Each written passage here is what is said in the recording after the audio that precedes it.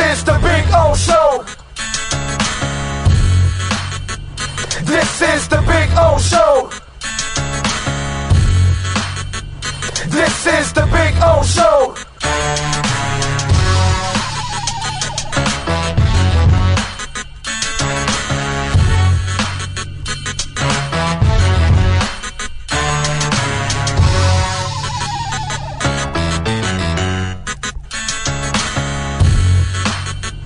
This is the Big O Show. This is the Big O Show.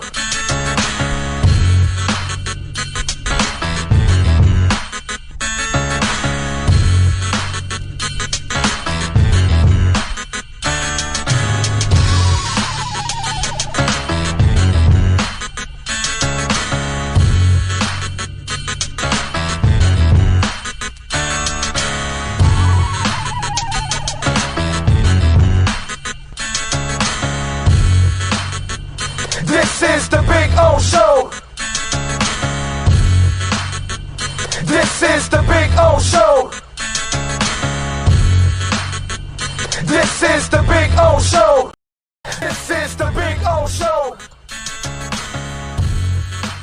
Sports fans love a place with great food, cold drinks, and TVs everywhere. That's why sports fans love Sports Grill and their 7 amazing locations. Check out the Bird Road location at 11481 Southwest 40th Street in the back corner of the West Bird Shopping Center. Sports Grill is also now offering some great employment opportunities. All kinds of positions are now available from kitchen to hosting. Call for more information at 305-485-8845. From wraps to salads to amazingly delicious specialty dishes, Sports Grill is the home to the legendary special grilled wings. Since 1987, Sports Grill, good food, good drink, and good friends. It's the Big O Show. You're tuned in to the hottest sports radio.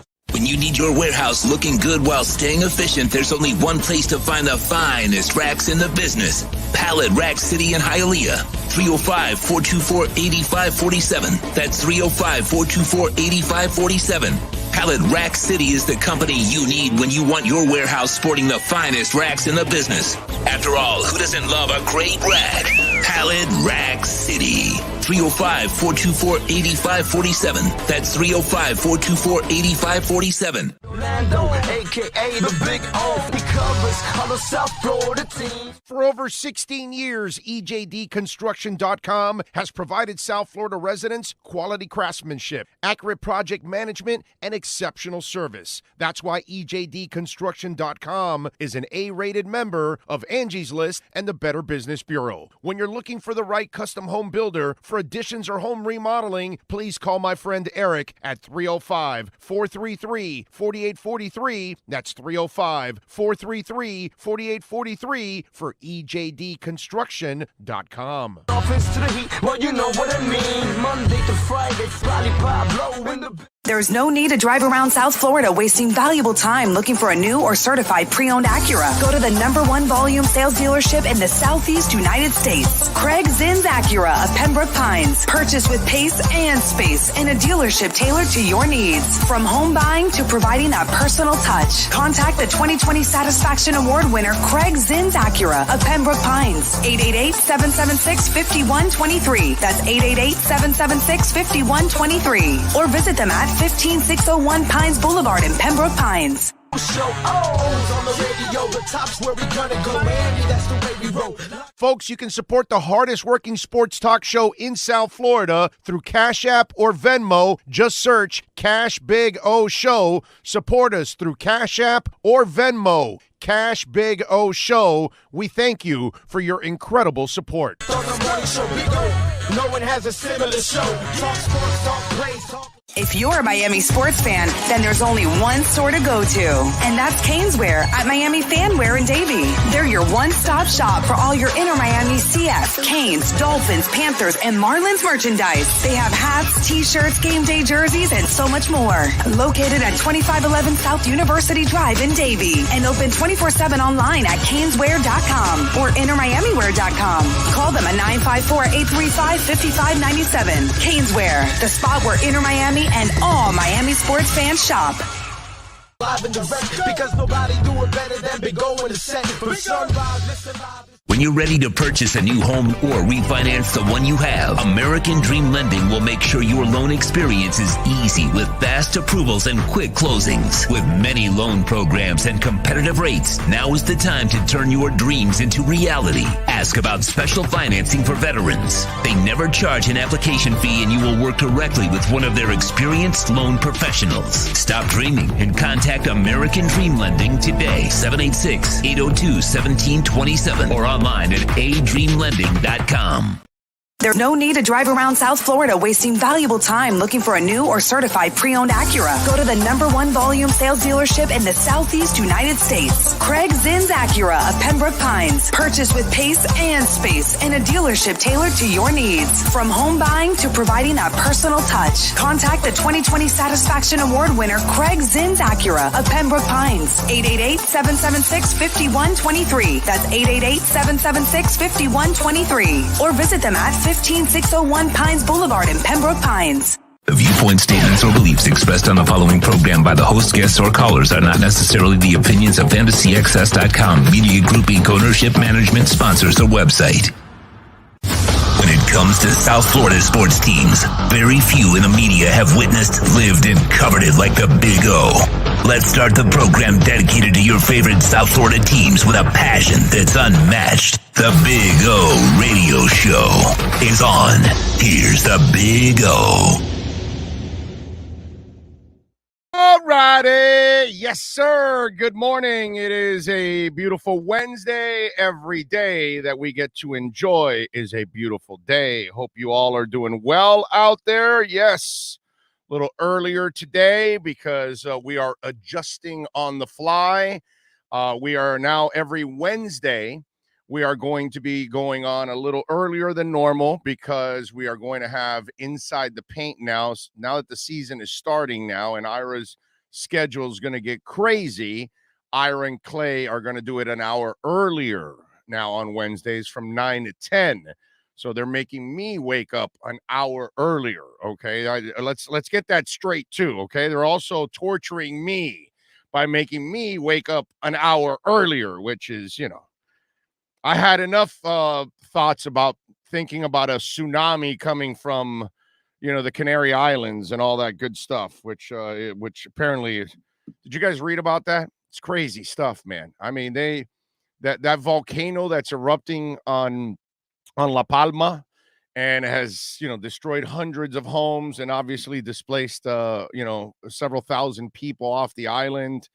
And then I start reading about that they possibly could have there's a fault line that goes across the island, the entire island, and it's a wide ass fault line, and apparently that they think the right earthquake whatever could then slice off a chunk of mountain and rock and all that. Apparently the rock could be the size of Manhattan, they said.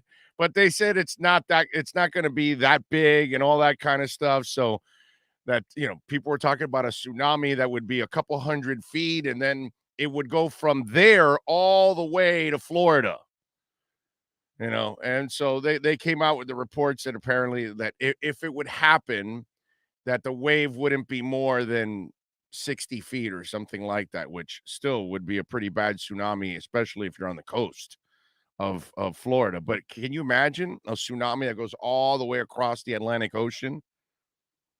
That didn't make me feel good while I was sleeping last night. I was like, damn, dude, we could get hit by a tsunami. And some reports had it like it would cover the whole state of Florida. Like the wave would be several hundred feet tall, and then by the time it would go from one coast to another.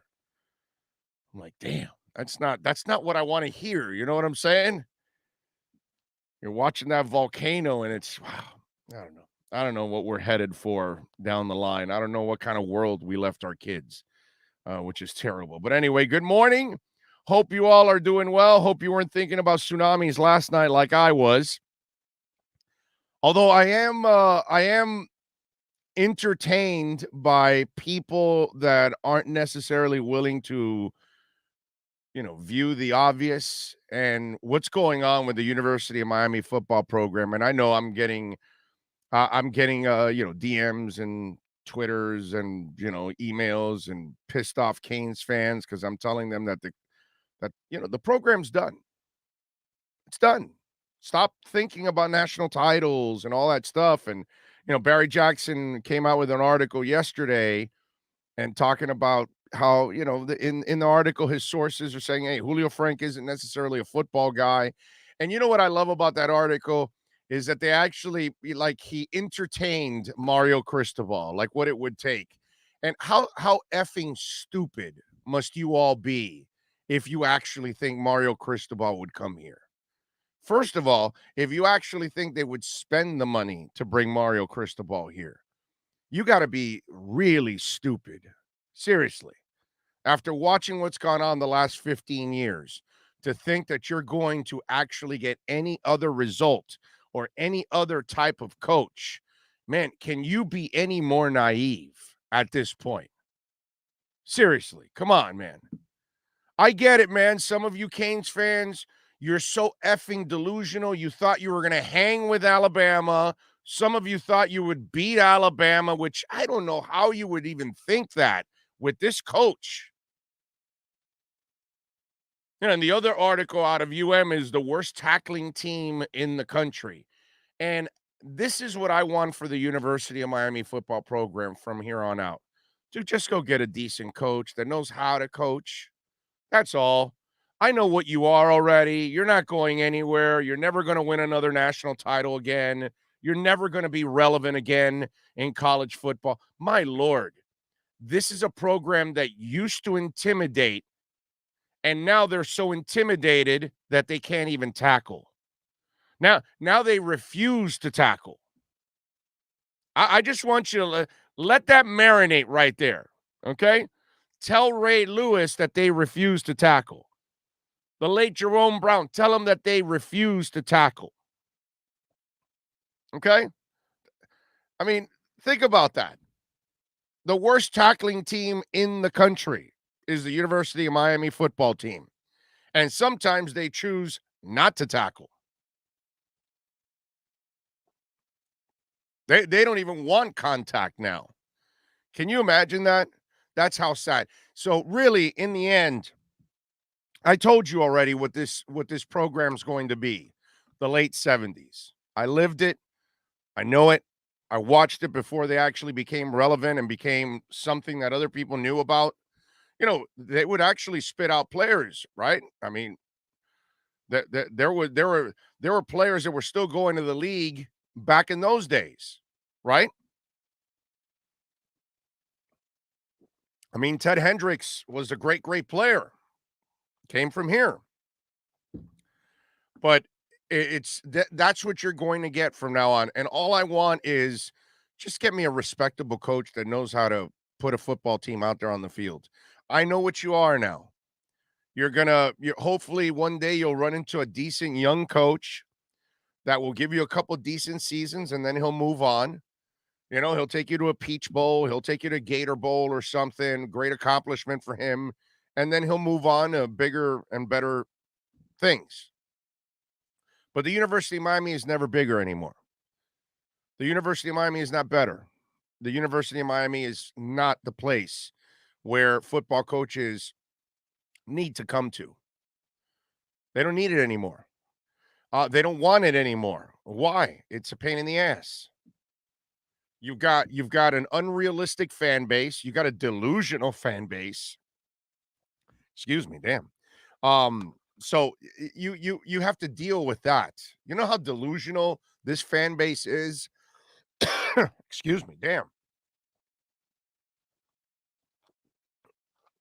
That's the part that, to me, wow. I don't know why all of a sudden I got this thing there to cough. All right, so this is a fan base that can't handle reality. They don't even see reality. I mean, if you still have hope, you're not realistic. Because if you've watched the last 15 years and you read that Barry Jackson article, and you can tell that they're not even in a hurry to fire Manny Diaz. And they won't fire him. I'm telling you, I've been telling you this. Unless the man's committing crimes, they're not going to fire him. They're not going to swallow 2 years of the salary. They'll try to give you all the bullshit and try to correct it in the offseason and give you all the hype again. And some of you will get suckered again, and then he'll have another bad year. And then maybe Blake James, to save his ass, will then can his ass and then bring in another mediocre one. The best line of Barry Jackson's article in the Miami Herald is when they said, well, Blake James, the football program's yours. You know what that means? Work with what you got, bro. We're not giving you resources. So you have what you have. That's it. And this isn't the kind of school that's got a bunch of boosters that are going to pay for a head coach, an offensive coordinator, a defensive coordinator. They've never been that. And that's not going to start here either. There is no desire. Like I had some desperate Canes fan. I told them, bro, they're about academics. They're kicking ass in academics. He goes, well, they're not as highly ranked. And I'm like, have you been on? See, that's the other problem with most of you UM fans, okay? You've never even been on the damn campus. That's the hilarious part about you guys. Have you been on that campus? Have you watched how it's grown? It's like a city. My daughter's been part of that medical program. They got their branches all over the place. That's where they're making their money. That's who they are. And they'd rather invest in something else to expand their medical program and get more students and go in that direction than use any of their academic money to fund the football program. It's not important, dude.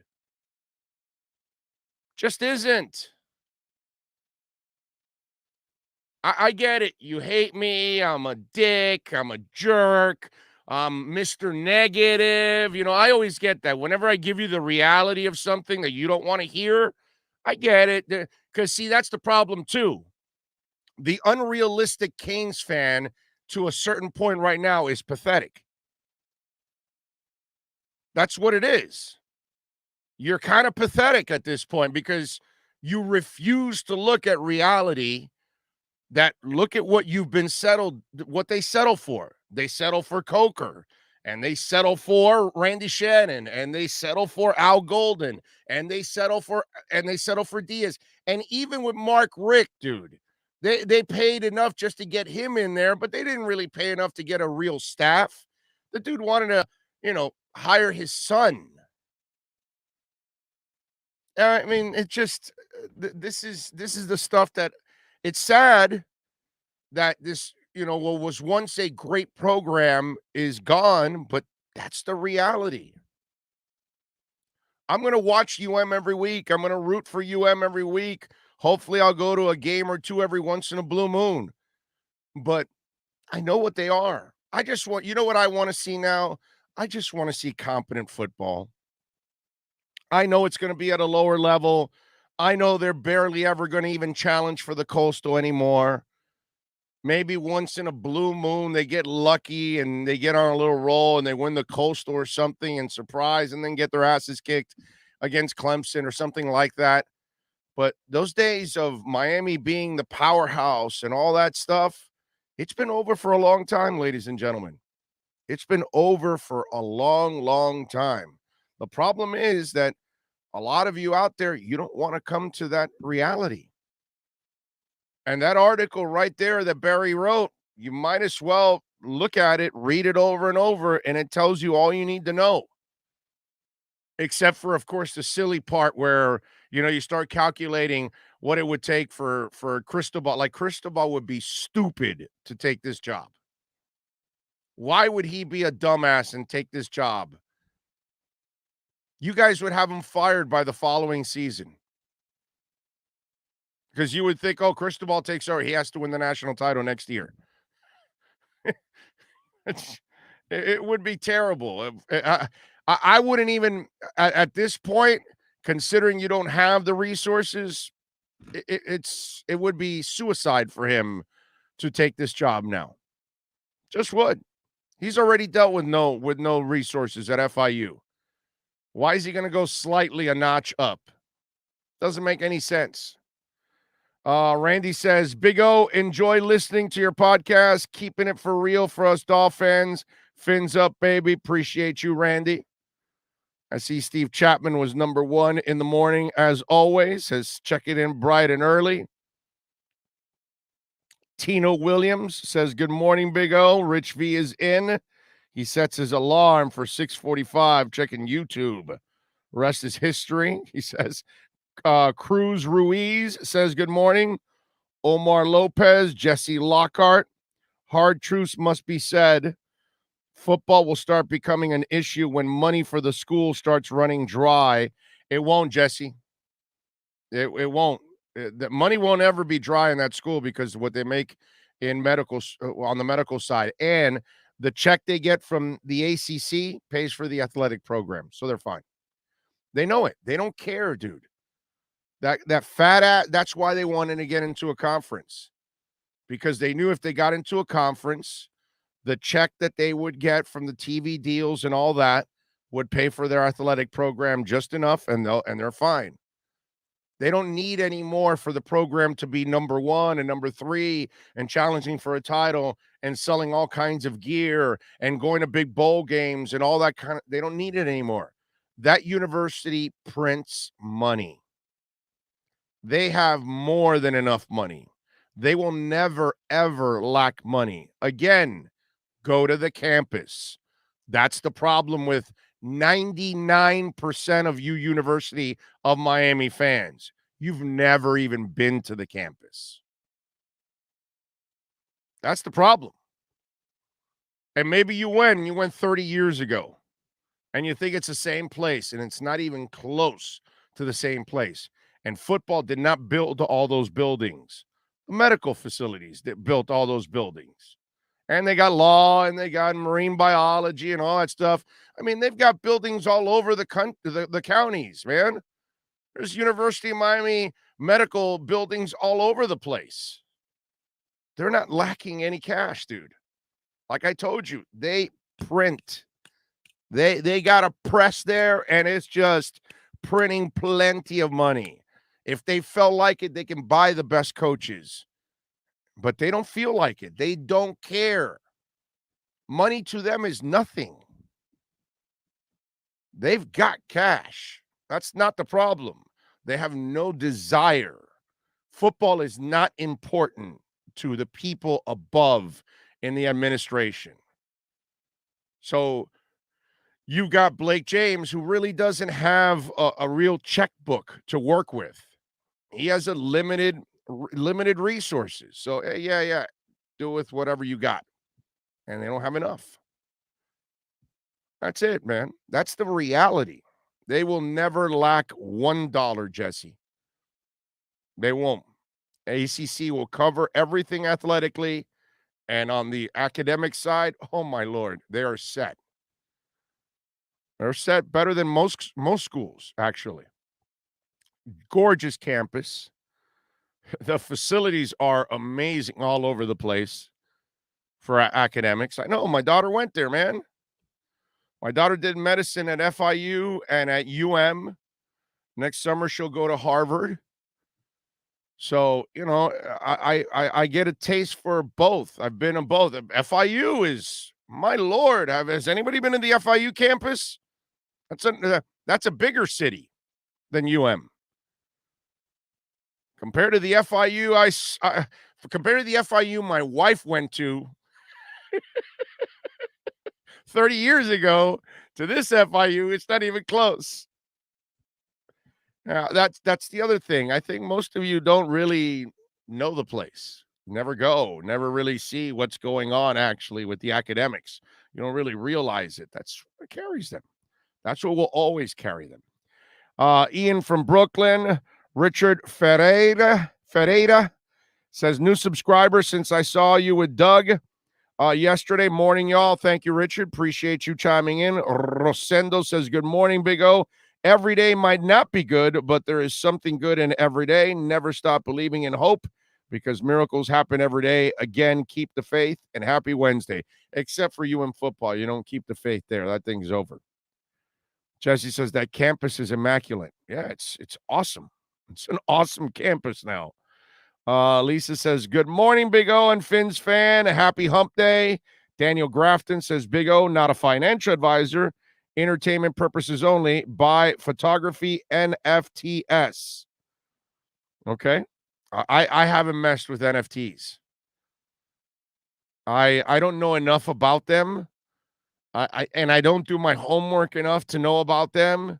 So I don't know which ones to buy that I'm going to end up making money. Like, I know I can invest in Theta. And the dip, this recent dip here was because October, November, and December, not a financial advisor, but supposedly it should explode now.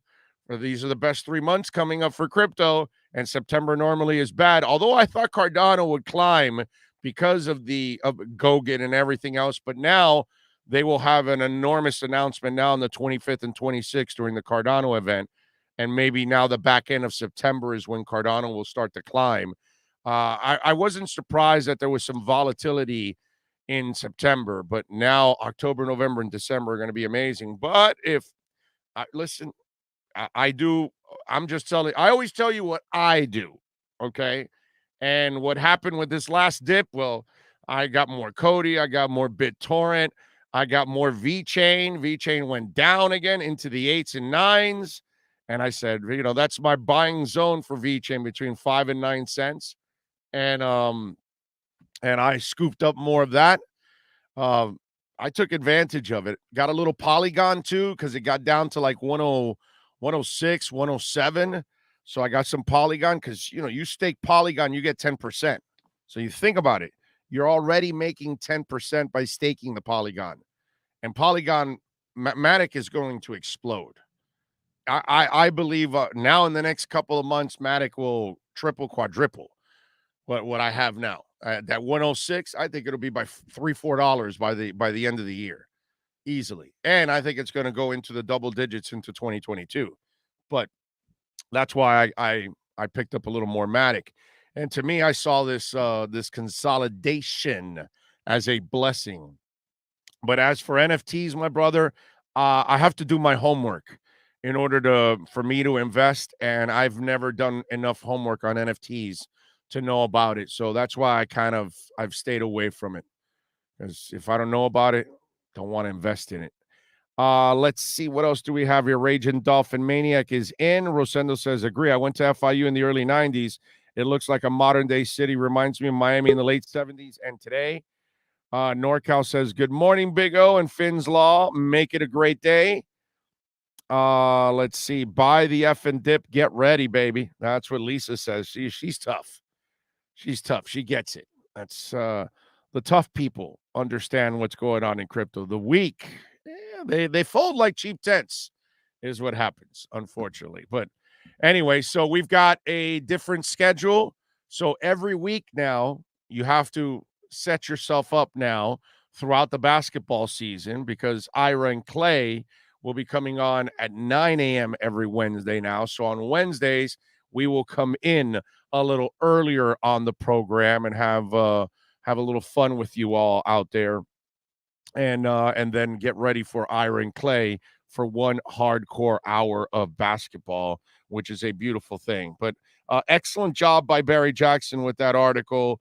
It's just a shame that the program has reached this point, and then the bigger shame is that there's a fan base that has chosen not to step into reality and accept the state of the program and where it's going from here on out. And this is it right here. This is who they are. Their peak is going to be those 8-9 games, and their peak is going to be some kind of a smaller bowl game. That's what's going to end up happening from here on out. Those of you now, you will experience what I used to experience when I was a kid, going to the Orange Bowl in the late 70s and early 80s, when they were kind of an under-the-radar team, couple players here or there that were pretty good, little bowl game once in a while, that kind of stuff. No national championship, none of that kind of stuff. Not challenging the big boys. That's not who they used to be, and that's what they are now. So it's a sad state, but it's the reality of the Miami Hurricanes. Daniel Graham says, rule of thumb, I was top of my dad in 30 hours of research minimum before investing in anything. I actually put more hours than that, my brother. I mean, every night I do about 2 to 3 hours of crypto research, basically. Every day, man. Every day. I am researching everything that I'm invested in to see what's going on with whatever partners, whatever investors, what progress they're making, whether it's DeFi, whether it's smart contracts, whether it's NFTs, whether it's blockchain, whether it's layer two, whatever it is, the scaling, the transactions, all those kind of things, a market cap, everything that's going on. The holders, how many coins are available, all those kind of things that you have to take into equation when you're trying to invest in something. I'm doing that every single night because obviously if I'm going to invest my money in something, you want to know exactly what the hell you're investing in and what kind of company you're investing in. That's why with NFTs, I'm at a point where I just don't know enough about them. And if I don't know enough about them, I'm just not throwing my money out just like that. I can't do that. It's too risky as it is. Chris, although I wish I would have gotten more Miami coin.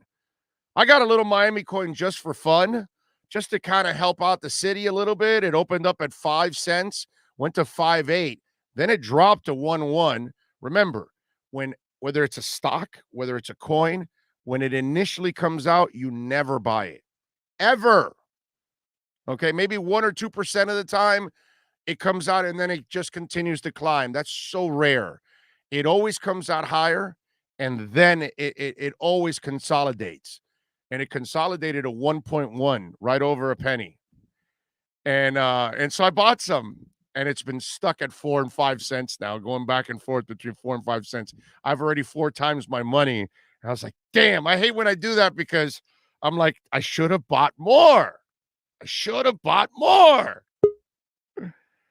Oh, man. But let's see. And I don't like the tokenomics of Miami coin, so I did it for fun. And yet I ended up making some money out of it. And really, when I studied it, it benefits really more the city than anything else, actually. But because they're so crypto friendly, I figured, hey, you know what? Little good karma, that kind of stuff. Get involved with it. Be supportive of local government getting into crypto and that kind of stuff. And especially our mayor, which wants to make it a hub here in this city. He wants miners to move here since all the miners were getting kicked out of China and they've had to move to different parts of the world. Not because remember, they were doing it dirty. They weren't doing it with clean energy. That was the issue. NorCal says 5:30 is a great time to smash the like button and smash the YouTube channel. Maybe a toke or two after. Wow, NorCal, you are token this early in the morning. You are a madman. That's all I can say. Tribe says, what a disaster. Worst home opener in my lifetime. Hang in there, my brother. Things will get better. Heat season will start. Things are good, man. Don't worry about it. We got things to get your mind off the Canes. You know what I'm saying? Dolphins will get better. That's what Flo's teams do. The first 2 years under him, they get better. Then we got basketball season coming. We got hockey season too. Panthers should be damn good. Our 2 winter teams should be a lot of fun. We got Inter Miami tonight. There's still a chance for the playoffs for Inter Miami. They got about 10 games left. And beating Nashville tonight would be actually really nice. Nashville's the second best team in the conference. They've had one hell of a ride since they've entered this league too. They've done a really good job, but they had everything going from the USL. They had the same coach, same system, and then they were able to keep a couple of players and keep some continuity. And that really helped them out, whereas these guys were building from scratch and then made a lot of mistakes, unfortunately, in the process. Chase one is in. And Daniel Grafton reminds NorCal, wakey bakey. That's it. There you go. So enjoy it. It's a good one. All right, what else do we have going on? We will talk to Alan Poupart at 10:30 to talk a little Miami Dolphins with him. Obviously, plenty of issues there, especially on the offensive line. The offensive line coach addressed the media yesterday. We'll go over his comments. What else do we have? I got a bunch of other things that I want to talk about. I saw, speaking of University of Miami, Sheldrick Redwine was cut by the Jets. And the first thing that came to my mind was he tackling like Gervin Hall or chose not to tackle like Gervin Hall? I'm not exactly sure. If he did, then I can understand why he's no longer there. That's for sure. That Gervin Hall play, oh, man, that's going to go down as one of the all-time classics. And it goes down as a Manny Diaz thing because obviously he took over the defense. And, he's made such an enormous difference by taking over that defense. All right, let's bring the boys aboard. They are ready to rock and roll. Guys, how are you doing? I wanted to catch you with the glasses on. Clay, you'll get there one day, Clay, with the glasses. We all get there one day. It's kind of like how they catch Chris Collinsworth like sliding in on Sunday Night Football. Yes, exactly. Yeah. But Clay will be smart like me. He'll get laser surgery. Ooh. And I don't know why you haven't gotten laser surgery. Oh, no, I've had laser surgery for my farsightedness, about 20 or 30 years ago, but then you get nearsighted also. And I have a limitation on how many times you can carve my eyes. So I can see good from distance. I can drive at night. And, hey, if I need the reading glasses, so be it. People say it makes me look more mature. And with my youthful good looks, sometimes you have to go in that direction. I got the hookup if you want. I can get that corrected for you, my brother. All right. I'm afraid I can see the butthole of a Blue Jay 100 yards away now. Yeah, I'm afraid I have vision like when I'm 16 years old again because of that damn LASIK, man. Yeah, I'm afraid like a Hialeah dentist, you'll show up with a scalpel and a van in my front yard. That's just wrong on every level, man. I got a great doctor, and he's taking care of my daughter, my wife, and my mother-in-law. We've all had our vision fixed by him. I've met this doctor. His name is Borlando Balzagari. I mean, he's just gonna roll in there with the laser off the seriously. So hey, this is our last off season inside the paint. That's right. That's right. What do you got going on today? Yeah, so we got media day coming up, training camp coming up. So we're gonna dive deep into that. And Ira had a great idea. We're gonna do what they'll say versus what they'll mean. We're going to talk about, like, when we talk to these guys at media day, Jimmy Butler, Tyler Hero, when they get asked the tough questions, how they're going to answer them and how they really want to answer the questions. All right, there you go. It's going to be a 1 hour of hardcore Miami Heat and NBA basketball with the Palette Rack City Inside the Paint show. That is next. Sports fans love a place with great food, cold drinks, and TVs everywhere. That's why sports fans love Sports Grill and their 7 amazing locations. Check out the Bird Road location at 11481 Southwest 40th Street in the back corner of the West Bird Shopping Center. Sports Grill is also now offering some great employment opportunities. All kinds of positions are now available from kitchen to hosting. Call for more information at 305-485-8845. From wraps to salads to amazingly delicious specialty dishes, Sports Grill is the home to the legendary special grilled wings. Since 1987, Sports Grill, good food, good drink, and good friends. When you need your warehouse looking good while staying efficient, there's only one place to find the finest racks in the business. Palette Rack City in Hialeah. 305-424-8547. That's 305-424-8547. Palette Rack City is the company you need when you want your warehouse sporting the finest racks in the business. After all, who doesn't love a great rack? Palette Rack City. 305-424-8547. That's 305-424-8547. Beliefs expressed on the following program by the host, guests, or callers are not necessarily the opinions of FantasyXS.com, Media Group Inc. ownership, management, sponsors, or website. Time for an hour of hardcore hoops with a Palette Rack City Inside the Paint program with Ira Winterman and Clay Ferraro. There's only one place to find the finest racks in the business. Palette Rack City in Hialeah. 305-424-8547. That's 305-424-8547. Let's get to the show basketball fans crave. Let's get inside the paint.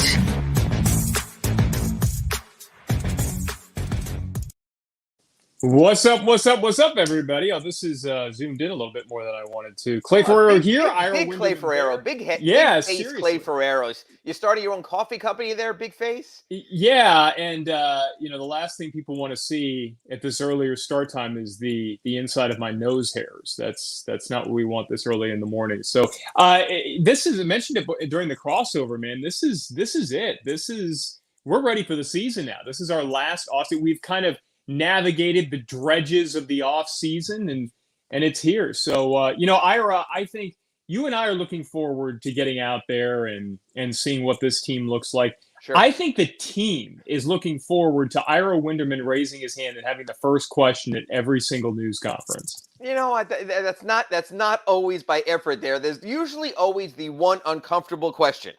So a lot of times it's like, let him ask the uncomfortable one, and then we'll come back in with the other stuff or whatever.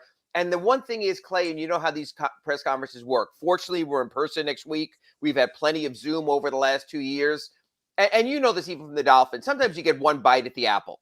So you can lob up a softball or you can get the question answered that you want.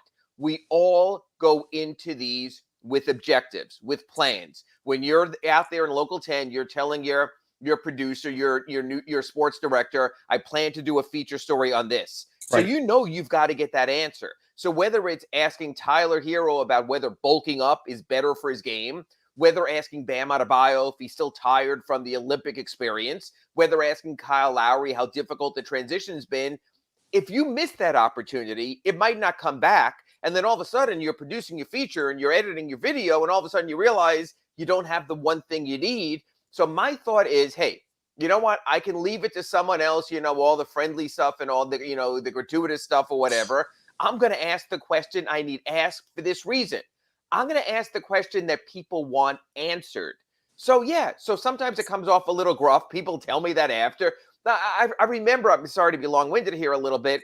Goran Dragic got his new contract, the one that actually just expired. And I asked the question I was so curious about at the get-go. He had the Heat by the whatever word you want to use.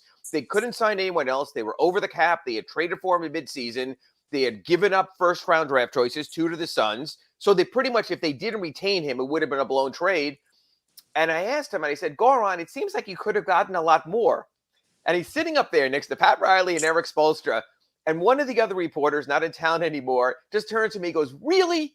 That's the first question you're asking him when he's rejoining the team and doing into a contract? So sometimes, Clay, you got to be that guy. Hello, I'm that guy.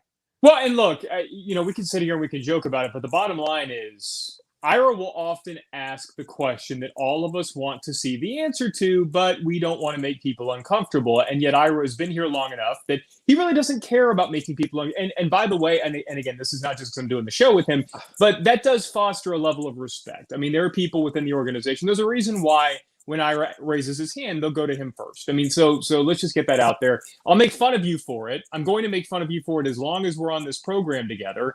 But there is a level of respect there, and there's a reason for it. So we're talking about these questions that these guys are going to get asked, and there are going to be some tough questions coming up next week because this team is coming off of what was a tough season. They did not live up to expectations. So we're going to play a game. We're going to play what they will say versus what they will mean. So we're going to go through all these players and some of the hot button topics that we're going to get to with guys like Bam Adebayo, Jimmy Butler. But Ira, I wanted to start with the news of, I guess, the day, the week, since it's happened within the last 24 hours. And I don't want to turn into inside the paint, talking about the inside the 76ers paint. Like that's not who we are. And yet it does directly impact the Heat. This Ben Simmons situation, if it was a disaster last week, it's now become a dumpster fire where you've got the reports now everywhere that he is willing to sit out time. So how do you see this playing out relative to the Heat? And we've talked about their standing within the Eastern Conference. 76ers were one of 3 teams that ESPN had listed as ahead of Miami in win total rankings in their projections last week. What does this do to Philadelphia, even if they are able to pull off a trade here? Clay, I always screw this up. Maybe you younger kids with the sci-fi background can help me on this. Which is the worst situation, DEFCON 1 or DEFCON 5? Which way does that go? I think it's 5. I think it's 5. DEFCON 5 is the worst. They've risen from 2 to 3 probably were about 3 last week. Now we're about 4. They're getting to that level where their hand is being forced. And it's really interesting. There was a story just posted on ESPN.com by Bobby Marks, the former Nets executive, saying how free agency has changed. How all of a sudden you get your contract, just get your money first, and always force your way out after. We saw that. And by the way, not to interrupt you, but this is something Pat Riley told us 4 years ago was happening. He said pre-agency, right? Exactly. You're moving in that direction. So Giannis Antetokounmpo, I think, surprised the Heat to a degree last November, signed his extension with the Bucks, figuring, hey, I can always force my way out if it doesn't work. We saw Bradley Beal do that with the Wizards. We saw Ben Simmons obviously get his contract also. We didn't see Victor Oladipo do it, and I think he has lived to regret that. So you have situations now. This is going to become the new norm in the NBA. And you know what? I don't even know, honestly, if it is the new norm in the NBA, because we saw what James Harden did. Honestly, let's be candid, we saw what Jimmy Butler did in Minnesota, reporting late to camp, having that practice with his Rolex on, calling out everyone storming through a 3-9, I think it was, start of the season, and forcing his trade. So I think the Ben Simmons case is nothing more than what the norm is going to be this time of year. So there are people, maybe old school like Pat Riley, who would say, I'm going to draw the line. You are getting fined every single day till you show up. You have a contract. You made an agreement to work with us. I'm not sure that works anymore. I'm not sure that the old norm, the old Bill Parcells style in football or something like that works anymore. So I'm really curious to see how the 76ers handle it. Do you worry more about making it look like you're capitulating? Or do you say to yourself, you know what? We have a responsibility to the rest of this team, starting with Joel Embiid and the rest of a competitive roster. We've got to do something in the moment now to keep it going for these guys. 1, I don't expect Ben Simmons to show up. 2, I expect the Sixers not to make an immediate move. That's not how Daryl Morey works. It's not how he worked in Houston. But 3, Clay, I totally agree. This is a Heat issue for this reason. If the Heat can gain some ground on the 76ers early in the season, we learned this last year. Remember, Clay, when they went into Philadelphia, had only 8 players. Yes. Tyler Hero barely was going to play. Yep. They lost 2 games. Yep. That comes back to bite you in the standings later in the season. So if the Heat can gain ground on the Sixers early, even if you think the 76ers have a better roster, then I think it is a story Heat fans and the Heat will be watching. I think the more it drags along, the 76ers both don't have Ben Simmons and don't have a replacement. As a matter of fact, I'll throw it back to you with this question. The Philadelphia 76ers, with this roster and without Ben Simmons, so just take him off and no replacement, where would you put them? The Simmons-less 76ers in the Eastern Conference? Based on who they were for most of last season, I would put them behind Boston. I would put them behind Atlanta. I know I'm higher on Atlanta than you are. So, yes. So I'd probably put them in that 6th spot. I'd probably put them right there. I'd still have them ahead of the Knicks. And now that can change if Tyrese Maxey turns into the type of replacement that I think they wanted him to be.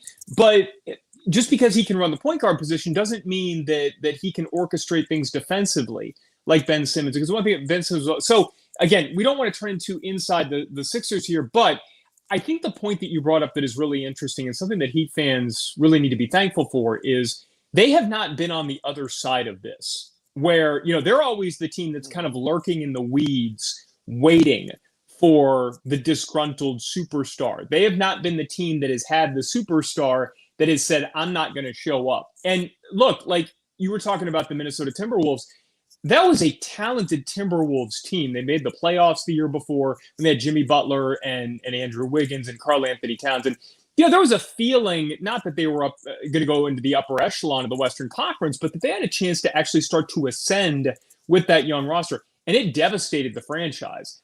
I think Joel Embiid is enough of a number 1 MVP candidate to where it's not going to devastate the franchise, but you can't help but fall off there. You mentioned Daryl Morey, and the thing that's going to make this really complicated, you mentioned he likes to hold off on doing things.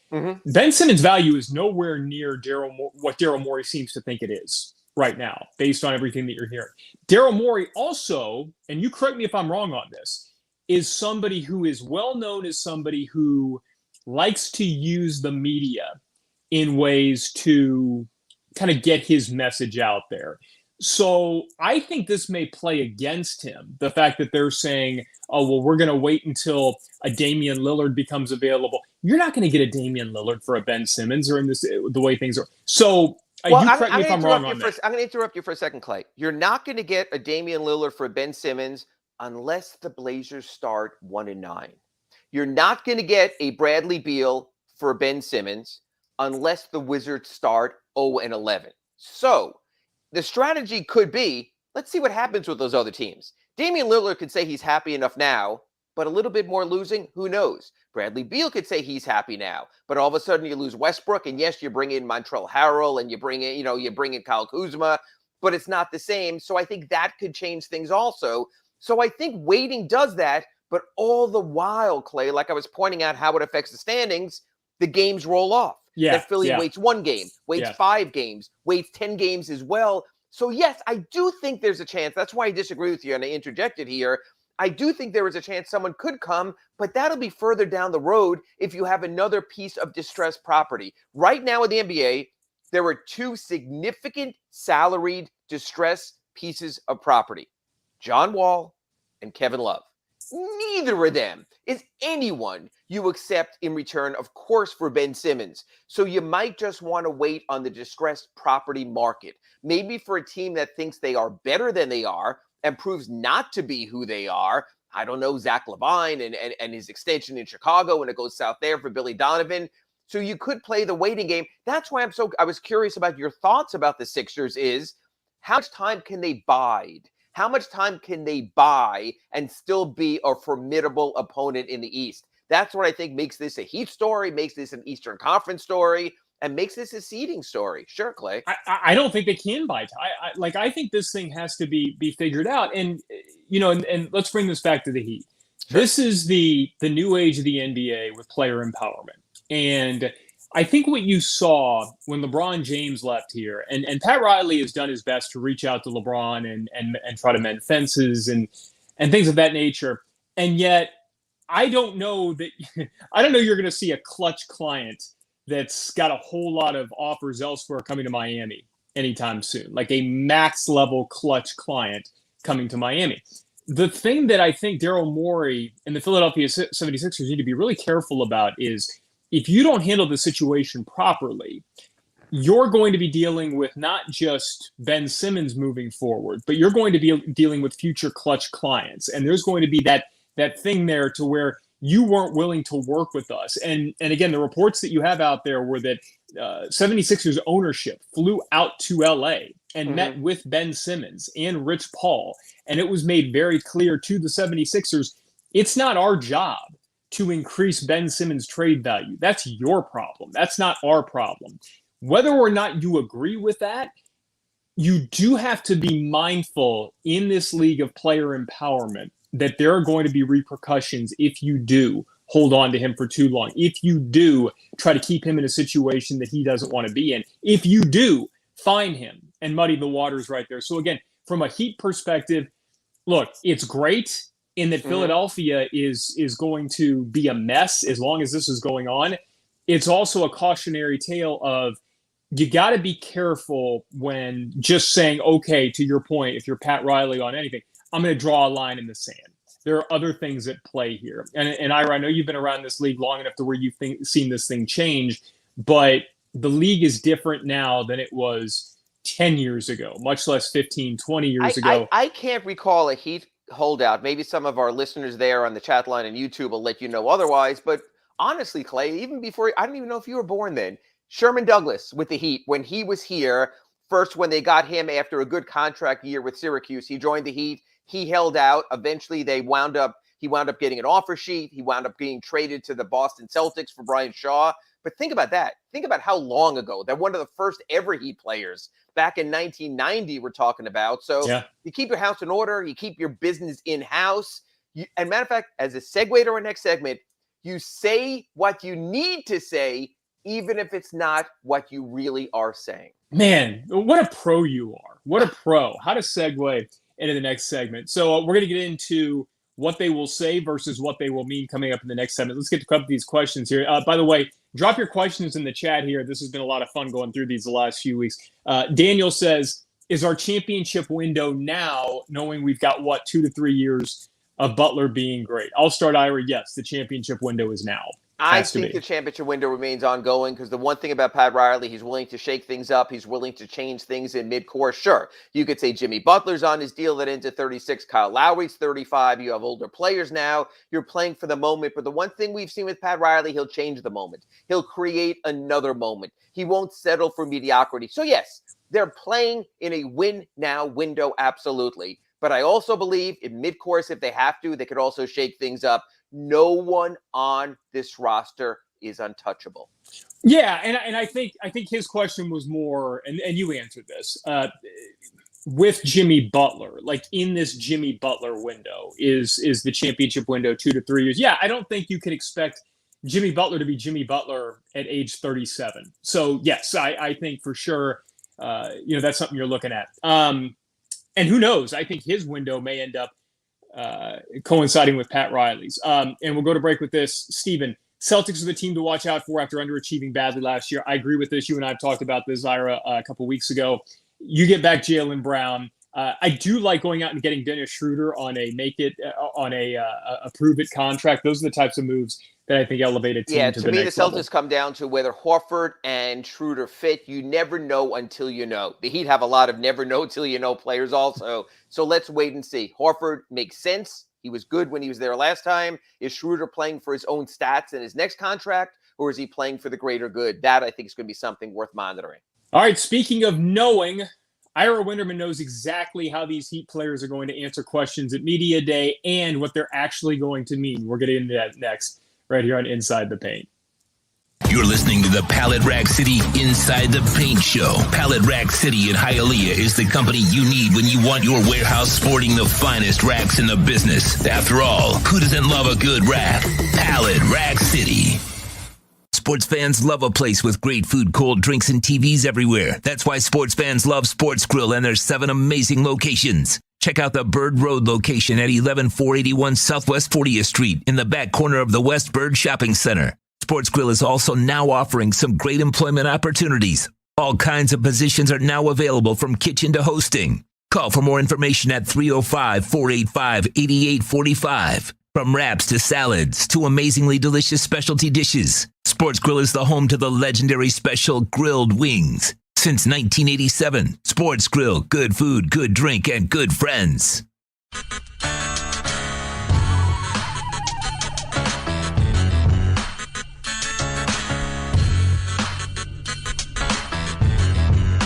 This is the Big O Show. This is the Big O Show. This is the Big O Show.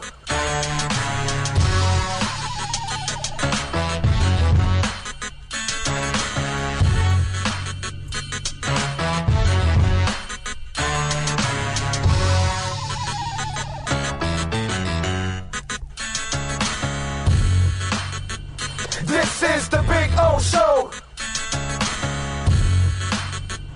This is the Big O Show. There's no need to drive around South Florida wasting valuable time looking for a new or certified pre-owned Acura. Go to the #1 volume sales dealership in the Southeast United States. Craig Zinn's Acura of Pembroke Pines. Purchase with pace and space in a dealership tailored to your needs. From home buying to providing that personal touch. Contact the 2020 Satisfaction Award winner Craig Zinn's Acura of Pembroke Pines. 888-776-5123. That's 888-776-5123. Or visit them at 15601 Pines Boulevard in Pembroke Pines. When you need your warehouse looking good while staying efficient, there's only one place to find the finest racks in the business. Pallet Rack City in Hialeah. 305-424-8547. That's 305-424-8547. Pallet Rack City is the company you need when you want your warehouse sporting the finest racks in the business. After all, who doesn't love a great rack? Pallet Rack City. 305-424-8547. That's 305-424-8547. If it's hardcore hoops you desire, make sure you subscribe to the Big O Radio Show and never miss an episode of Inside the Paint. Let's get back to the Pallet Rack City Inside the Paint Show with Ira Winderman and Clay Ferraro. Back here on Inside the Paint, Clay Ferrero here, Ira Winderman there. Keep the questions coming. Got a good one before we went to break from C Boogie. I know we're still maybe one piece away to really make some noise in the East. Who would you guys feel could fill that spot? Ira, I'll say the guy who would fill that spot to help the Heat really make some noise is a guy who is already technically on the roster, but they need to get back healthy. It's Victor Oladipo. Yeah, he can answer so many of the questions. All of a sudden, he could be your backup point guard. Right now, you have Gabe Vincent. God bless him. I don't know if he's ready for this level of playoff competition.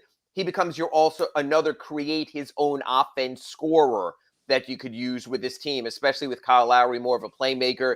Jimmy wanting to be more of a playmaker. There's two areas I look at the team. One is another go-to scorer. Victor can be that. And the other is, and I guess, Clay, we won't know till we'll know, and that's power forward.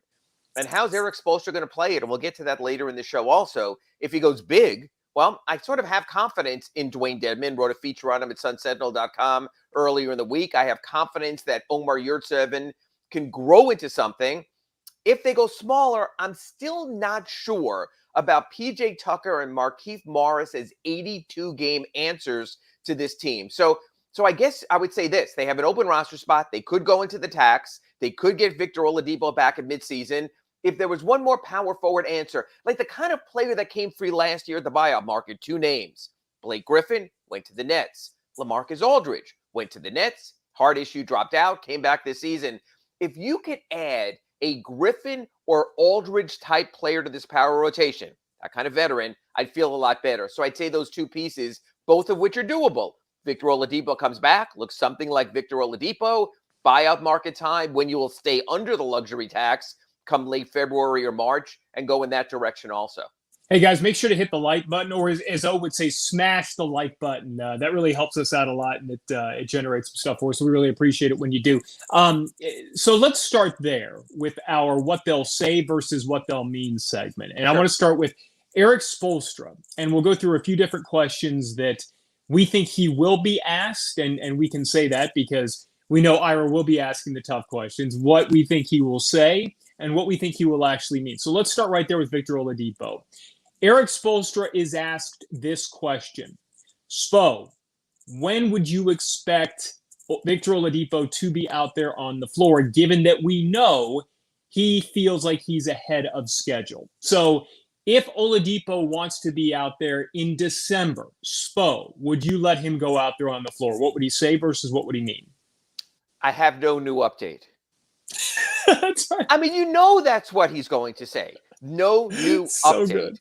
There has and not been an Ira will spend surgery. 15 minutes crafting the question like that. Yes, legalese. I Yeah. always say that. They always ask a lawyer question. So absolutely. And a matter of fact, when the Heat were in their prime, I forgot his first name, Schwartz, Mark Schwartz from ESPN. Yes. Was covering the Heat during the Big Three.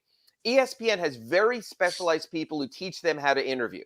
And Clay, you and I think have both been guilty of this. I know where you're going with this. The kind of question where you ask a question and then you have a second part. So you ask someone like LeBron, do you think you guys have enough with the injuries, or do you think you need someone else? And he told me, never ask the second part. Never give them an out. Stop at the first part. And he told me, I used to cringe because you'd ask the question we all want asked, but you'd ask it in the wrong way. And I really appreciated this input. And I'm still finding myself doing it because you want to sort of have that somewhat softer side to not feel like you're sort of, there's an interrogation going on there. But I can't tell you how many times I have actually pre-written and crafted a question so it could not be answered with yes or no. But you know what? It's like Kevin Lockery. I used to do his radio show with him when he was on 940 during those years the Heat broadcasts were there. And he always told me, never answer the question, always answer the answer. That's what coaches do. They give the answer that they're coming into the room with anyway. We will not get a Victor Oladipo update. It will come from Victor. It will come from his agent. It might come from his doctor or some other third party, but it won't come from the Heat. They're not going to put the pressure there because that creates two pressures. It creates a pressure. One, let's say they give us a target date, December 23rd. They throw a date out there. We're clicking off the days. Only 53 days till Victor Oladipo returns. But also, Clay, we're putting the clock on the other players. Only 53 days until Gabe Vincent has to prove himself. Right. Only 53 days until Max Strus has to show he belongs and should remain on, in the active rotation. So you have that also. I know for a fact already right now, you're not going to get a clarified answer. They're going to say it's a fluid situation. The real question is, as you mentioned, that's going to be posited to Eric Spoelstra. What happens when someone asks Vic? And that's what's going to happen. Eric Spoelstra will speak first. He'll say no new update. We'll go to Vic. Vic might give us a time. Vic might even say, and this will blow the heat away, well, I'm hoping to be there for opening night. And it's like, whoa. But then you don't get another bite at the Spoelstra apple till the next day. And in the interim, there's all kinds of interference being done. And again, I know I'm being long-winded here. Remember when Victor Oladipo first came to the Heat and said he's still having problems with that knee and it's not 100%? And we all did stories about that. And even Vic the next day, no, that's not what I meant. I'm healthy and I'm ready to play. I just meant that there still were some issues because he got a talking to, because they try to soften the answer. The problem with a lot of this is, and I wish it wasn't, Clay, it's not spontaneous. It's almost all pre-briefed. Right. Yeah. They know what's coming. We know they know what's coming. And so you sort of play this dance. And I think that's why sports writing and sports broadcasting and certainly talk formats like we do tend to become more opinionated because you can't get the truth. I got to tell you, I can handle the truth. Please give me the truth. So that's what they're going to say. And so in Spo's heart of hearts with this, I'm going to give you what I think he's going to mean and what I think from the Heat's perspective they're thinking right now. We don't care if Victor Oladipo plays a single minute before the trade deadline. We don't care if he's on the floor at all until the last quarter of the season. We learned our lesson last year.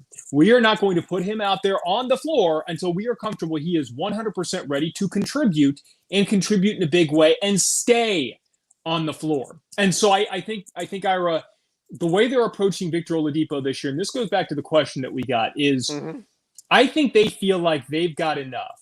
And by the way, Eric Spoelstra always says that they've got enough. Even when they got 6 guys, we've got enough. We've got enough. I think they feel like with Victor Oladipo, they've got enough to navigate the waters of the Eastern Conference, get into one of those top 6 slots where you're avoiding the play-in game without him.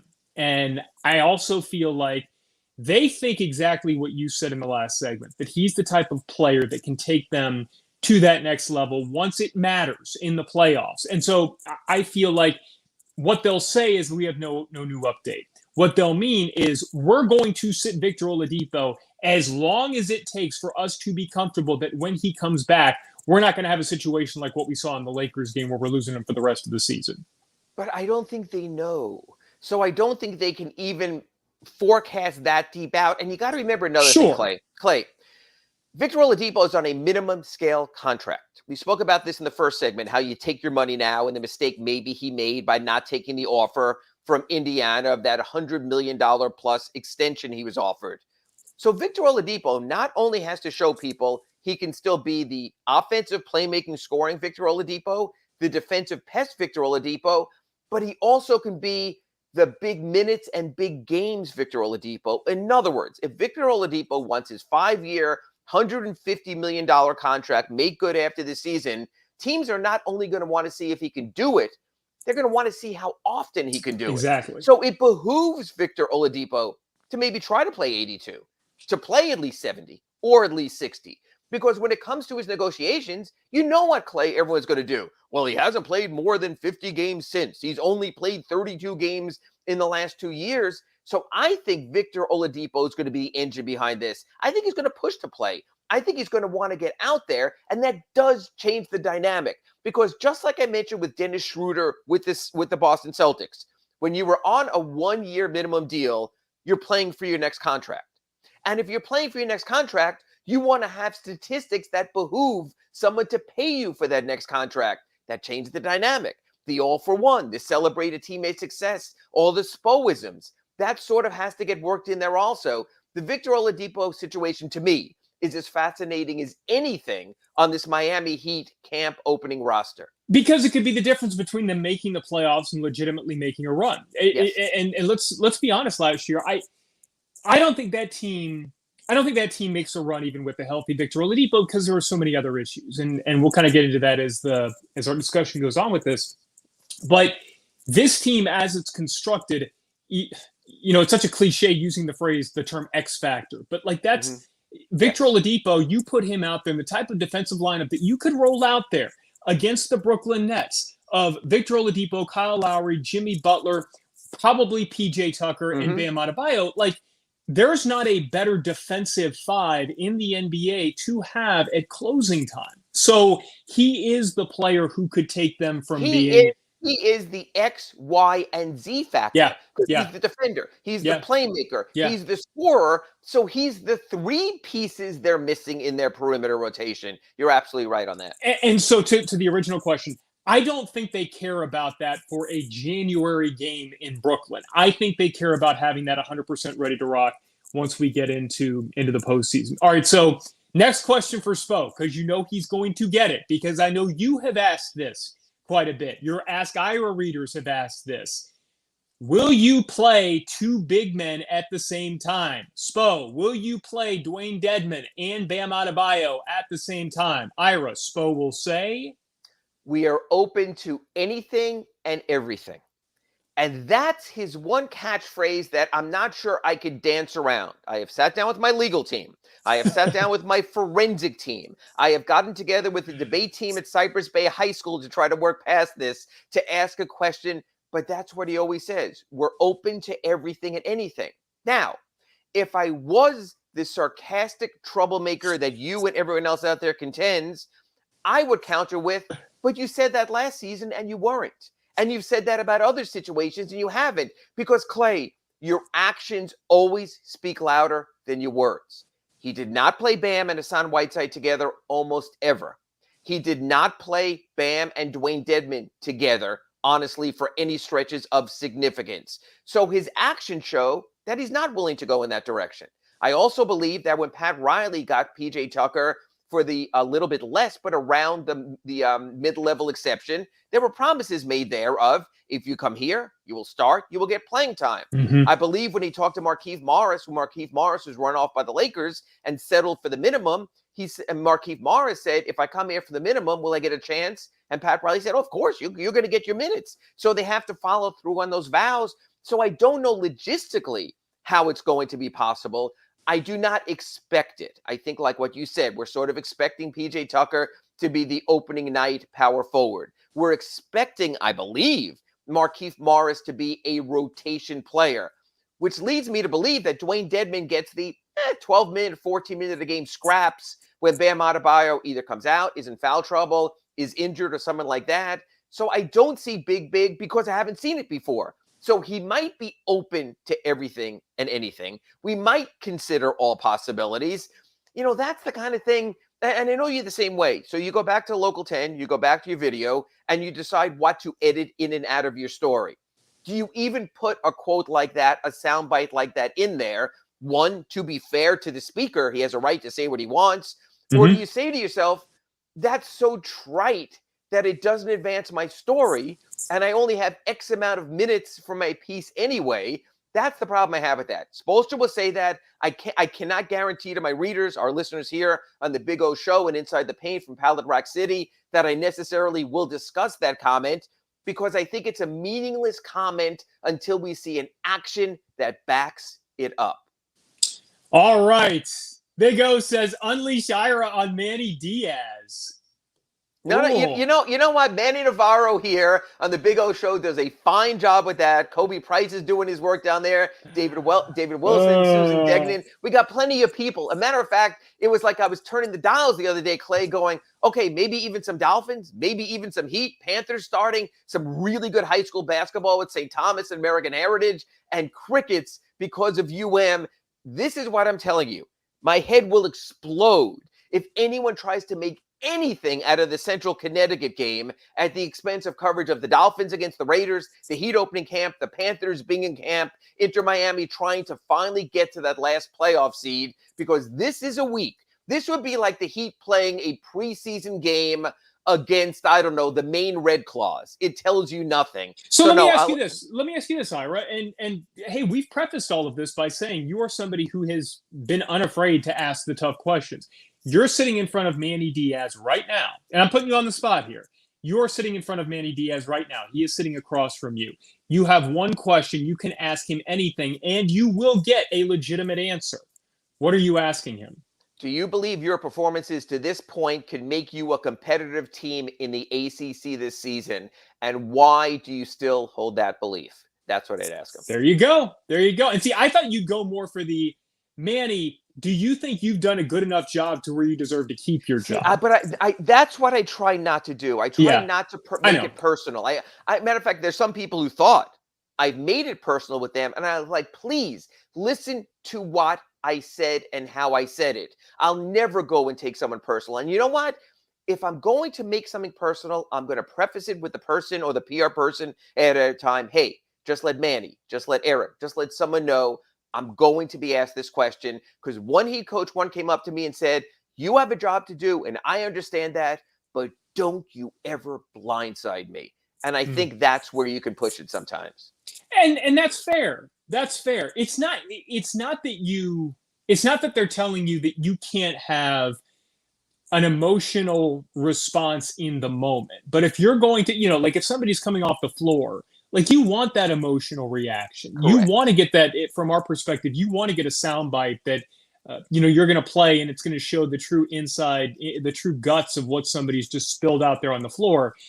But there's a difference between that and you finding out before somebody's that hey, reports suggest that Eric Spoelstra is going to be fired if he loses his next game. Like, you can't say, hey, Spo, Woj says you're going to be fired if you lose tomorrow night. I would text him. Right. I would contact the PR. I would run it through all those channels. What I can't stand is people who bloviate in press conferences like that and think it's their forum. Right. And after some of this stuff we just discussed, when you don't get the answer, just the reporter or the person, like blog or someone like that, who just goes, that's a bunch of BS because you haven't done that yet. It's not the right place to do it. Clay, you see this because you get emails, you get DMs, you see it on your Twitter also. Why don't you ask him this? Why don't you do this? Why didn't you follow up with that? Every one of these cyberspace bullies who tells you they would do it will go up to the person and go, Eric Spoelstra, can I get your autograph? I'm your biggest fan.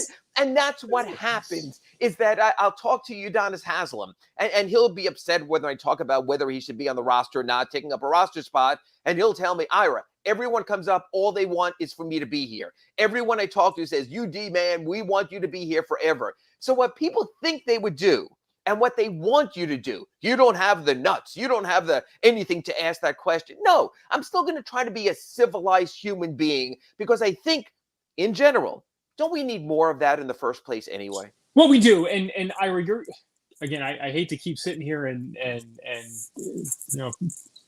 tooting your horn on this show. Don't toot anymore because it hurts. Look, bottom line is Ira asks tougher questions than pretty much anybody you're going to find across the NBA. And there's a bunch fair questions. There's a bunch of very good guys in our market also. So I don't want to put it that way. I'm speaking more from an NBA perspective. And like you see a lot of these news conferences, Ira is the first one to. So anyway, we've said enough of that. All right, more of what we're expecting to hear at Media Day. I've got some pointed questions that I think Jimmy Butler is going to get about his now departed good friend, Goran Dragic. I want to talk about what Bam Adebayo may be asked and how he'll answer. And also Tyler Hero, not just being a dad, but also being Big Daddy. That's going to be a blockbuster final segment. Call your friends. Tell them to tune in. Next on Inside the Paint. You're listening to the Pallet Rack City Inside the Paint Show. Pallet Rack City in Hialeah is the company you need when you want your warehouse sporting the finest racks in the business. After all, who doesn't love a good rack? Pallet Rack City. Sports fans love a place with great food, cold drinks, and TVs everywhere. That's why sports fans love Sports Grill and their 7 amazing locations. Check out the Bird Road location at 11481 Southwest 40th Street in the back corner of the West Bird Shopping Center. Sports Grill is also now offering some great employment opportunities. All kinds of positions are now available, from kitchen to hosting. Call for more information at 305-485-8845. From wraps to salads to amazingly delicious specialty dishes, Sports Grill is the home to the legendary special grilled wings. Since 1987, Sports Grill, good food, good drink, and good friends.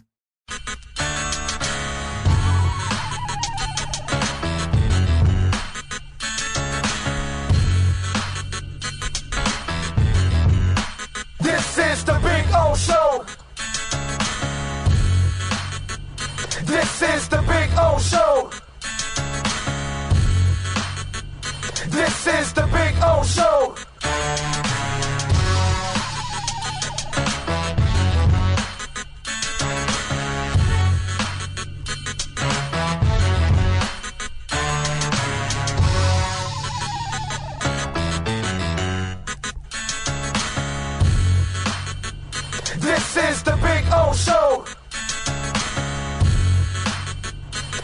This is the Big O Show. There's no need to drive around South Florida wasting valuable time looking for a new or certified pre-owned Acura. Go to the #1 volume sales dealership in the Southeast United States. Craig Zinn's Acura of Pembroke Pines. Purchase with pace and space in a dealership tailored to your needs. From home buying to providing that personal touch. Contact the 2020 Satisfaction Award winner Craig Zinn's Acura of Pembroke Pines. 888-776-5123. That's 888-776-5123. Or visit them at 15601 Pines Boulevard in Pembroke Pines.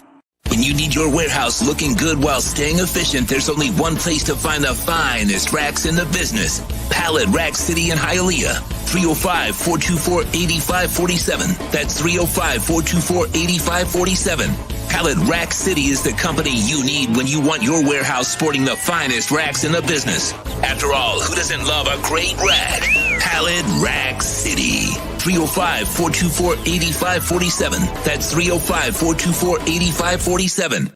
If it's hardcore hoops you desire, make sure you subscribe to the Big O Radio Show and never miss an episode of Inside the Paint. Let's get back to the Pallet Rack City Inside the Paint Show with Ira Winderman and Clay Ferraro. I guess Clay is taking his pre-third segment break right here. You know, Clay, if we didn't know better, the way you always break in the third segment, clearly you need the bathroom break at least once every 40 minutes, and that's fine with me. I can understand. You're getting a little older, so I'm good. Man, yeah, I'm gonna have to do commercials for prostate at some point. They have to be a sponsor, right? Like O's got all these great sponsorships. We're gonna have to find the prostate medication coming up here. So let's get some of the questions that we've gotten here, because we've gotten some good ones, and I know we were kind of playing our game, and we'll get back on it. With top players who left the building, Ira, who is the one person that we will look on the floor and say, man, we missed this guy when this season starts? Who do you think we're going to look out on the floor? And of all the guys who left, the Heat are going to miss first the most? Well, I know where you're driving me. I know where you're guiding me. Last year, it was easy because it was both for personality and for play, and that was Jay Crowder. And that, honestly, became a story of the season. Yeah. This year, I think it's for personality, of course, with Goran Dragic. The difference is, Clay, this year there's a replacement. Yeah. In other words, last year, yeah. Remember how the season started? It's like, oh, yeah, they lost Jay Crowder, but hey, we got Mo Harkless. Well, that worked out just splendidly. But this time around, you have Kyle Lowry coming in. Again, this is the cold side of the business. Everyone loves Goran Dragic. As good a guy as we've run into. Speaks 95 different languages. Appeases everyone in every postgame interview. But the Heat got an upgrade because they got a two-way player. Because no longer are we going to have to talk about blow-bys and Bam having to step up and assist and another guy getting a duck in and a dunk or something like that. Yep. So, yeah, I will miss Goran Dragic. And Clay, in a perfect world, he would have been the perfect backup point guard to Kyle Lowry, and he would have accepted that role because he has come off the bench in recent seasons anyway, and we could have made that, and the Heat could have made that work, but you needed the salary to balance it. So, yeah, I'll miss Goran. I don't think Kyle is nearly as outgoing with the media, has that kind of personality, is more business-like. Can appreciate that approach also. Yeah, I'll miss Goran. But you could say Kendrick Nunn certainly filled in absolutely well for what this team did. Andre Iguodala was a pro's pro until the very end, but it's all about Goran for me. So we're going to play a little Godfather then. Like if Jimmy Butler is asked, and we're going to get back to our what they're asked versus how they'll answer versus what they mean.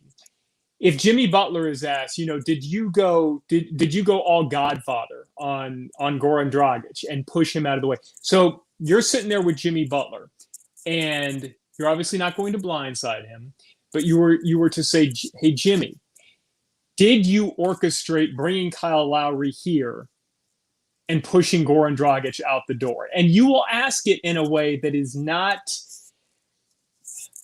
What was the word you used in the last? Blindside. You'll ask him in a way that's not blindsiding. But if he is asked by you or somebody else, Jimmy, did you play a part in this move that sent Goran Dragic north of the border? What will he say versus what will he mean? He'll say that I played a part in trying to make this team as much of a contender as it was. We owe it to the team. I owe it to my teammates. We owe it to the fans. I owe it to the Godfather. He'll put it that way. He'll downplay orchestration because we know right now we have the whole thing going on with Jimmy, and obviously we've seen fans who remember just 2 years ago, or actually a year ago, what he did with every last breath for this team. And that's the thing, as you look now at this tweet put up on our screen right here for those watching on YouTube, is Jimmy Butler's the kind of guy who gives his all. So it's not a matter of him manipulating for friendships or to get his people here or to do something like that. It's all in terms of wanting to win and wanting to get more, get those 2 victories they didn't get against the Lakers in the 2020 NBA Finals. So no one's blaming Jimmy Butler here. We know the situation. We know that Kyle Lowry is the godfather to Jimmy Butler's child. We understand that there's a closeness. We also understood how we said he was a brother to Goran Dragic, that he was Zoran, that he was his Miami-based brother here. You know what? It's a business also. Jimmy knows it's a business. Jimmy's been put in tough situations with coaches maybe he didn't want to play for, with Fred Hoiberg, with teammates maybe he didn't want to be with, both in Chicago and especially in Minnesota. So he understands that. So no, Jimmy's not going to get caught in the middle of it. I don't think anyone will put him in the middle of it. And the bottom line is this, Clay, the team got better. So whether Jimmy orchestrated it or not, as long as the team gets better, there's no issue. It's when you run off someone who's a quality person, quality player, and bring in someone who's not just to get your guy there. Then you're like, whoa, what's happening? Who's running the asylum here? I don't think that was the case at all. It's a shame it had to be Goran, but it had to be Goran. Well, and see, I think to your point at the end of it, that's what, no matter what the answer is, that's what they're going to meet. Like, it's a shame that it had to be Goran, but there was a clear upgrade at that spot. Yes. And somebody who does have that personal relationship with Jimmy. So I think he would say, look, man, I loved my time with Goran Dragic here. I'm not here to push anybody out the door. Of course, I'm happy to have my guy here. What he will mean is, hey, I need help.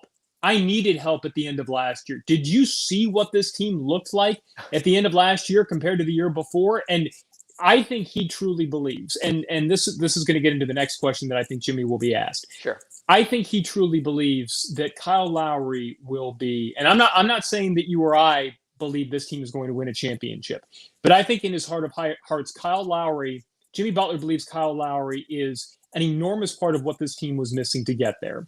So I'll ask you this. If Jimmy Butler is asked, Jimmy, do you think this team has enough to win a championship? What will he say versus what will he mean? He will say, my teams always have a chance because my teams have me. Because the one thing about Jimmy Butler, when it comes to humility, he might be up there in assists and points and rebounds, but humility, maybe not so much. So Jimmy always likes his chances because he's Jimmy. I think Jimmy realizes the power forward situation will be a little bit tenuous. I think Jimmy realized after the Bucks series and the way they got destroyed on the boards, do they still have enough there? Because I think Jimmy Butler, the last thing he wants is for another team to kick sand in his face. Remember Jimmy Butler before the playoffs? I'm primed. I'm ready to go. I'm turning it on. Everything. I've got it going and all of that.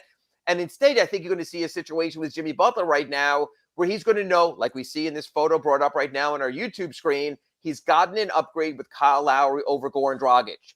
But I think Jimmy also knows this. Has he ever gotten back to the point where the Heat were with Jay Crowder? We have cycled through so much clay to this point. So I think he knows there's a void there. The real question is, this is the question I'd like to ask, which I'm not going to, but Jimmy, do you believe Mickey Harrison should spend into the luxury tax? You have an empty roster spot and go out and sign another player.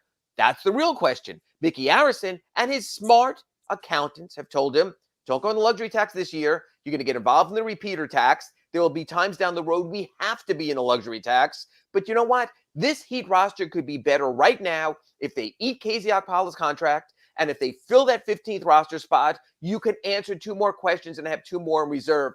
That's the question I would like to ask. And you know what? You remember this, Clay, when Mike Miller was let go. LeBron James was not happy with that. Yeah. In the middle of the Big 3 run, that was a luxury tax move that he felt, maybe correctly so, that Mike Miller didn't have much left. But we've seen the luxury tax come into it. That's not a media day question. That's not a first week of camp question. Right. That is a question when 2 players are on the COVID reserve list, another player is injured, you have a back-to-back and you're resting PJ Tucker and Kyle Lowry, and you're saying to yourself, why isn't there more here when there could be?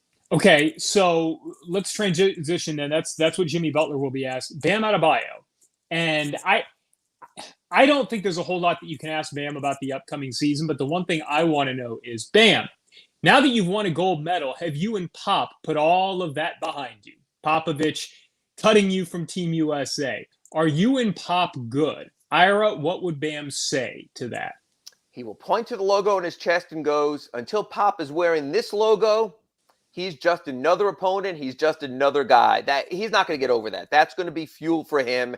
That's going to be meaningful for him. So I think when you look at the situation with Bam, and of course we're running now the replay of his block on Jason Tatum, honestly, crazily, Clay, just 1 year and 1 week ago, he made this block because the seasons have all run together.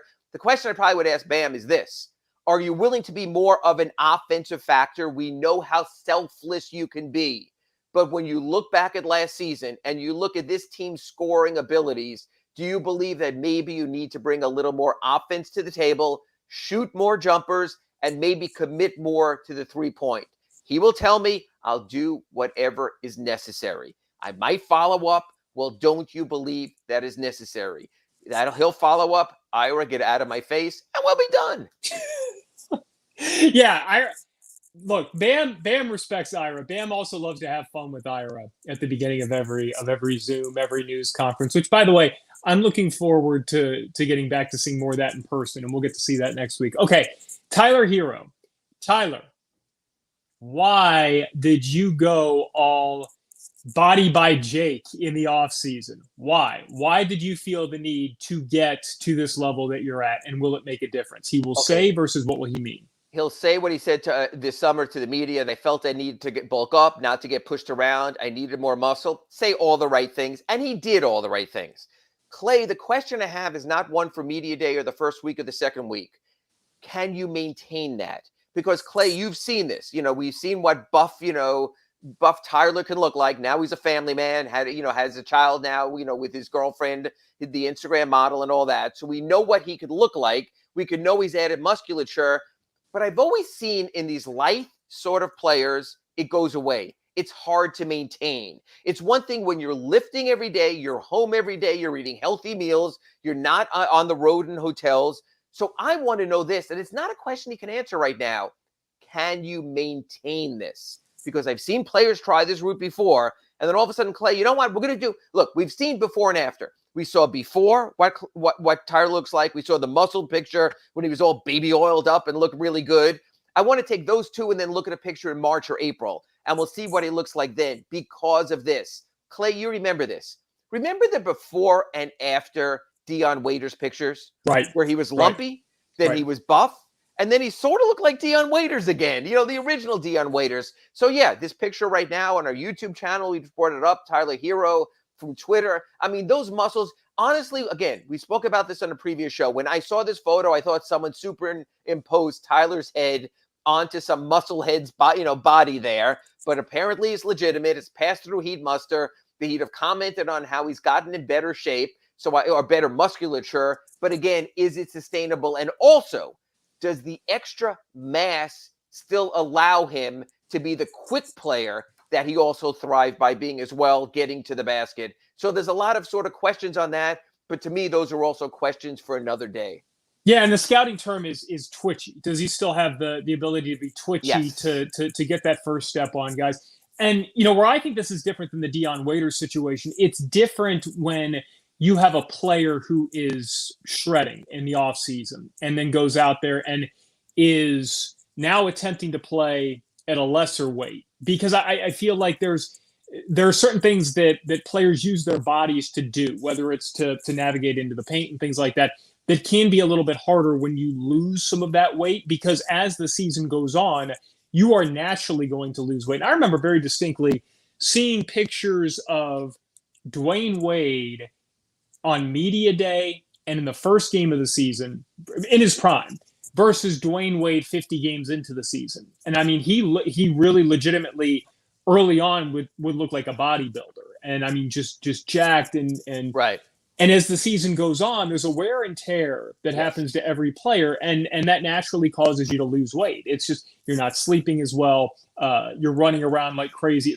So to me, Ira, I thought that was perhaps the most encouraging part of the offseason, but the Heat, which is Tyler Hero, it's not just that he's not athletic enough to keep up with guys defensively. It's that when guys get by him, I don't know that he had the ability without fouling to make them uncomfortable on their way to the basket. And I think this goes all the way back to the bubble where, Malcolm Brogdon, he would get a half a step on him and get into the lane and it was over. And Oladipo did it to a certain extent. So to me, Ira, I would say that he felt the need to do that as he did. And I think he truly believes there's a level of confidence right there with him. So let's end on this. Last one for Tyler Hero that he's going to be asked.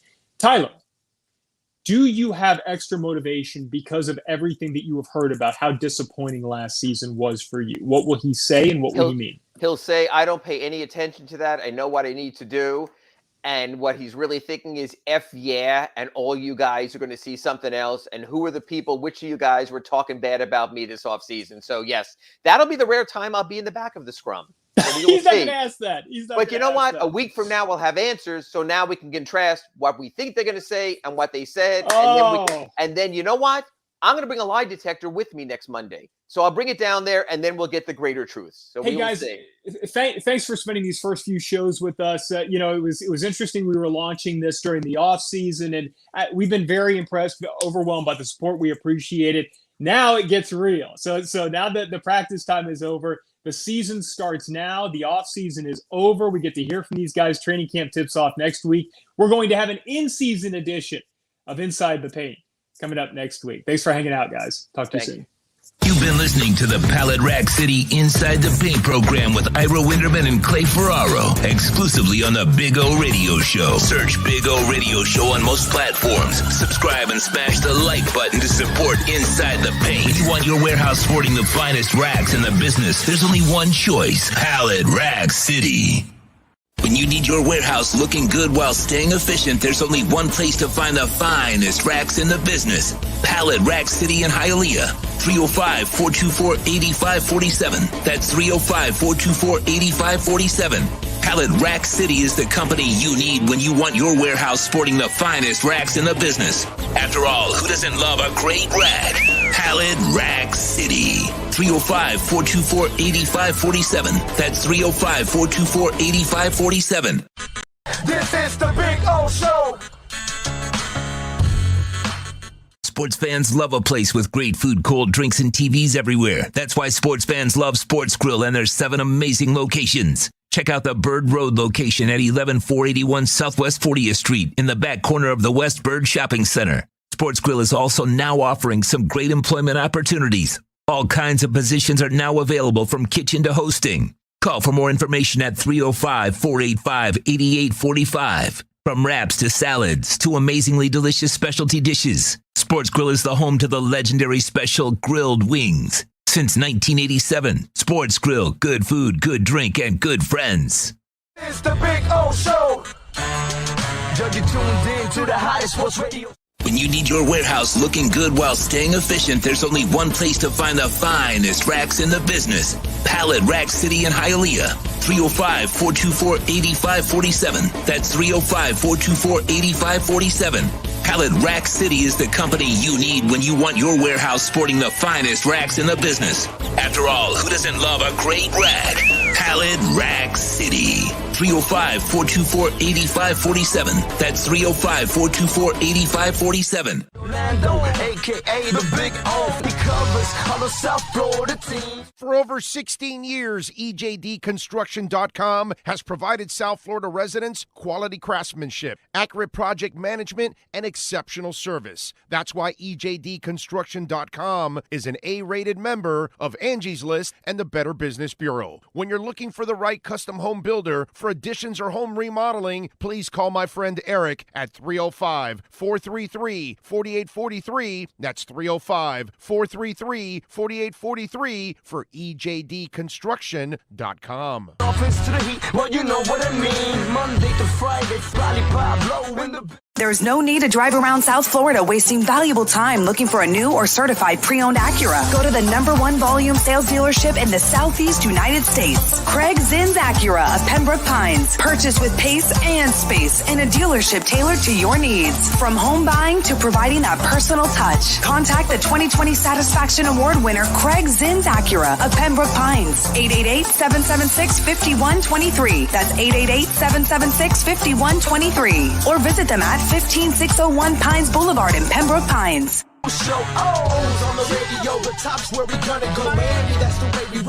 Folks, you can support the hardest working sports talk show in South Florida through Cash App or Venmo. Just search Cash Big O Show. Support us through Cash App or Venmo. Cash Big O Show. We thank you for your incredible support. No one has a similar show. Talk sports, talk plays, talk. If you're a Miami sports fan, then there's only one store to go to, and that's Caneswear at Miami Fanwear in Davie. They're your one-stop shop for all your inner Miami CF, Canes, Dolphins, Panthers, and Marlins merchandise. They have hats, t-shirts, game day jerseys, and so much more. Located at 2511 South University Drive in Davie, and open 24/7 online at caneswear.com or innermiamiwear.com. Call them at 954-835-5597. Caneswear, the spot where inner Miami and all Miami sports fans shop. Live and direct, because nobody do it better than Big O in the set. From sunrise, listen live. When you're ready to purchase a new home or refinance the one you have, American Dream Lending will make sure your loan experience is easy with fast approvals and quick closings. With many loan programs and competitive rates, now is the time to turn your dreams into reality. Ask about special financing for veterans. They never charge an application fee, and you will work directly with one of their experienced loan professionals. Stop dreaming and contact American Dream Lending today, 786-802-1727, or online at adreamlending.com. There's no need to drive around South Florida wasting valuable time looking for a new or certified pre-owned Acura. Go to the #1 volume sales dealership in the Southeast United States. Craig Zinn's Acura of Pembroke Pines. Purchase with pace and space in a dealership tailored to your needs. From home buying to providing that personal touch. Contact the 2020 Satisfaction Award winner Craig Zinn's Acura of Pembroke Pines. 888-776-5123. That's 888-776-5123. Or visit them at 15601 Pines Boulevard in Pembroke Pines. The viewpoint, statements, or beliefs expressed on the following program by the host, guests, or callers are not necessarily the opinions of FantasyAccess.com, Media Group Inc., ownership, management, sponsors, or website. When it comes to South Florida sports teams, very few in the media have witnessed, lived, and covered it like the Big O. Let's start the program dedicated to your favorite South Florida teams with a passion that's unmatched. The Big O Radio Show is on. Here's the Big O. Girls, yes, sir. It is hour number, I guess, like 3 we can go with if you want, something like that. Hour 1 was short. Hour 2 is obviously inside the paint. We are in to hour kind of 3 here on the program. Welcome back. Good morning. Hope you all are doing well out there. Had a little conversation with all of you as we got the seat warmed up for the boys. Great show, as always, by Ira and Clay. Although, what the hell goes on with Clay that he's got to drop once in an hour? It's the weirdest thing, isn't it? It's like there's something there that like kicks him out automatically, and then we got to put him back on there. It's really weird, bro. Like, totally odd. Like, nothing happens to Ira. Nothing happens to Omar when he's on with me, or Alan, or Joe Shad, or Keith Sims yesterday, or anybody, Michelle Kaufman, Alex Winley, Franco Panizzo. It doesn't matter who I bring on. We never have an issue, except for Clay. Something's going on with Clay. There's some voodoo or something going on with his phone or something.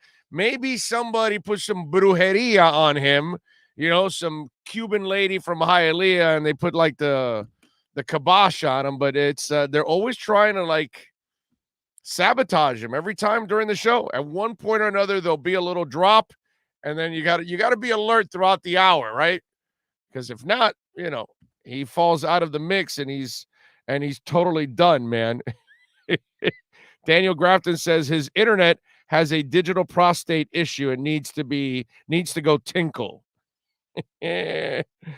Tyler Gubala, I'm sorry, says, good morning, Big O. You the man. Thank you, sir. I appreciate it.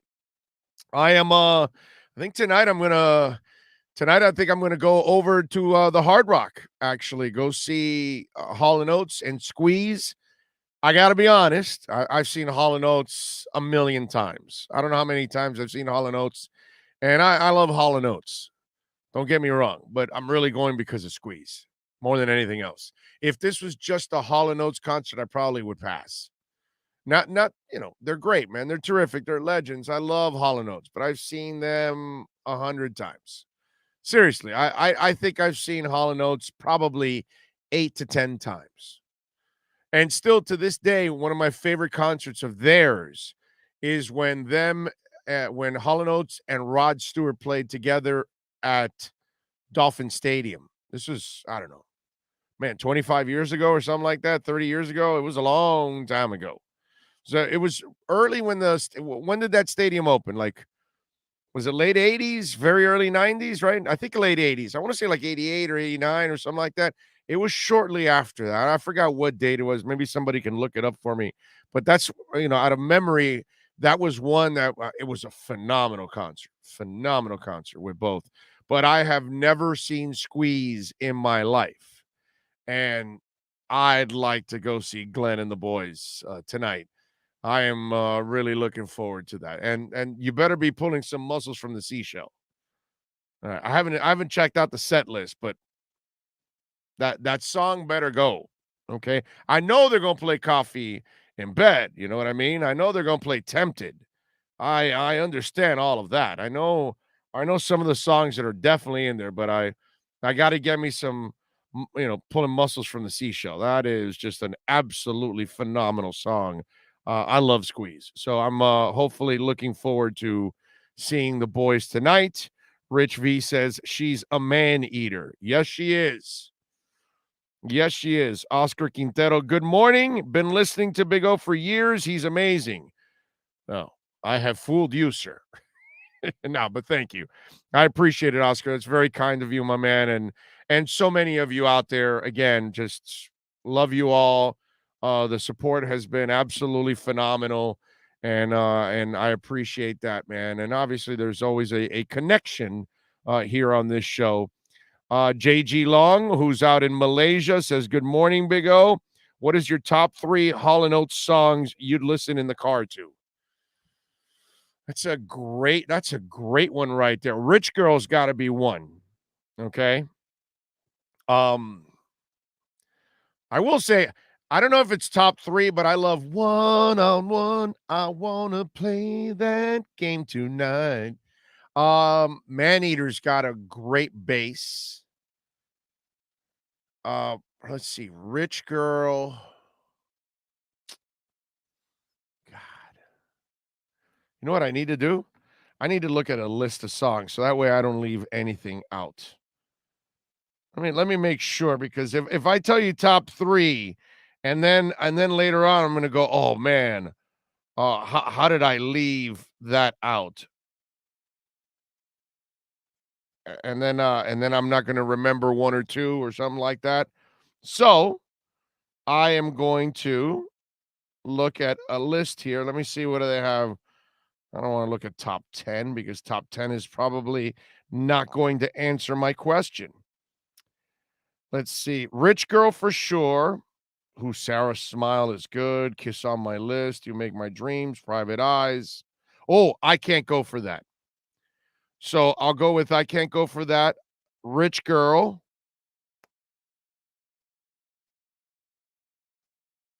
Wow. Man, there's too many. I'll go with Sarah Smile. All right. Rich Girl, Sarah Smile, and I Can't Go For That. There you go.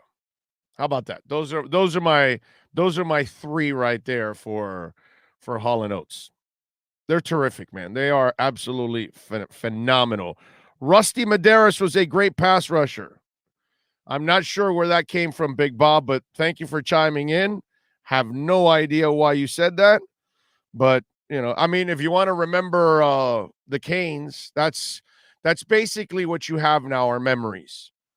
So when you go to a stadium now and you go for pregame and all that, you can talk with your buddies about what it used to be like, because you'll never have it again.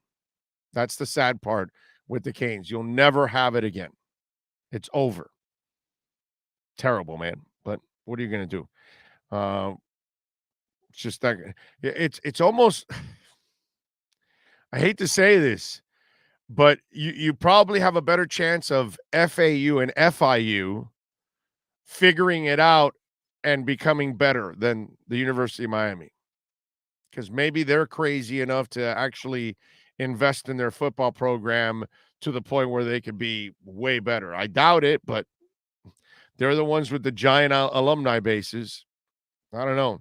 It's sad, man. It's sad. It's just, listen, just have fun. Go to Canes games and have fun, and don't demand anything, because you're only going to get disappointed. Just go out, have a good time with friends and family members, watch a game, cheer on the kids, but the expectations should be out the window. I think that's the best way to handle the Canes now.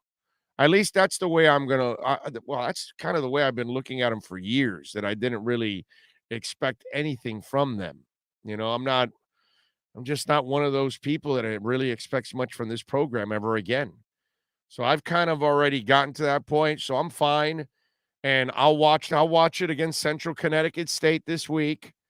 And whatever happens, and you just move on, man. What are you going to do? Andy Breakstone says, squeeze, not a fan. What can I tell you? We can't agree on everything. You can't like everything. You know what I'm saying? Me, on the other hand, I love squeeze, man.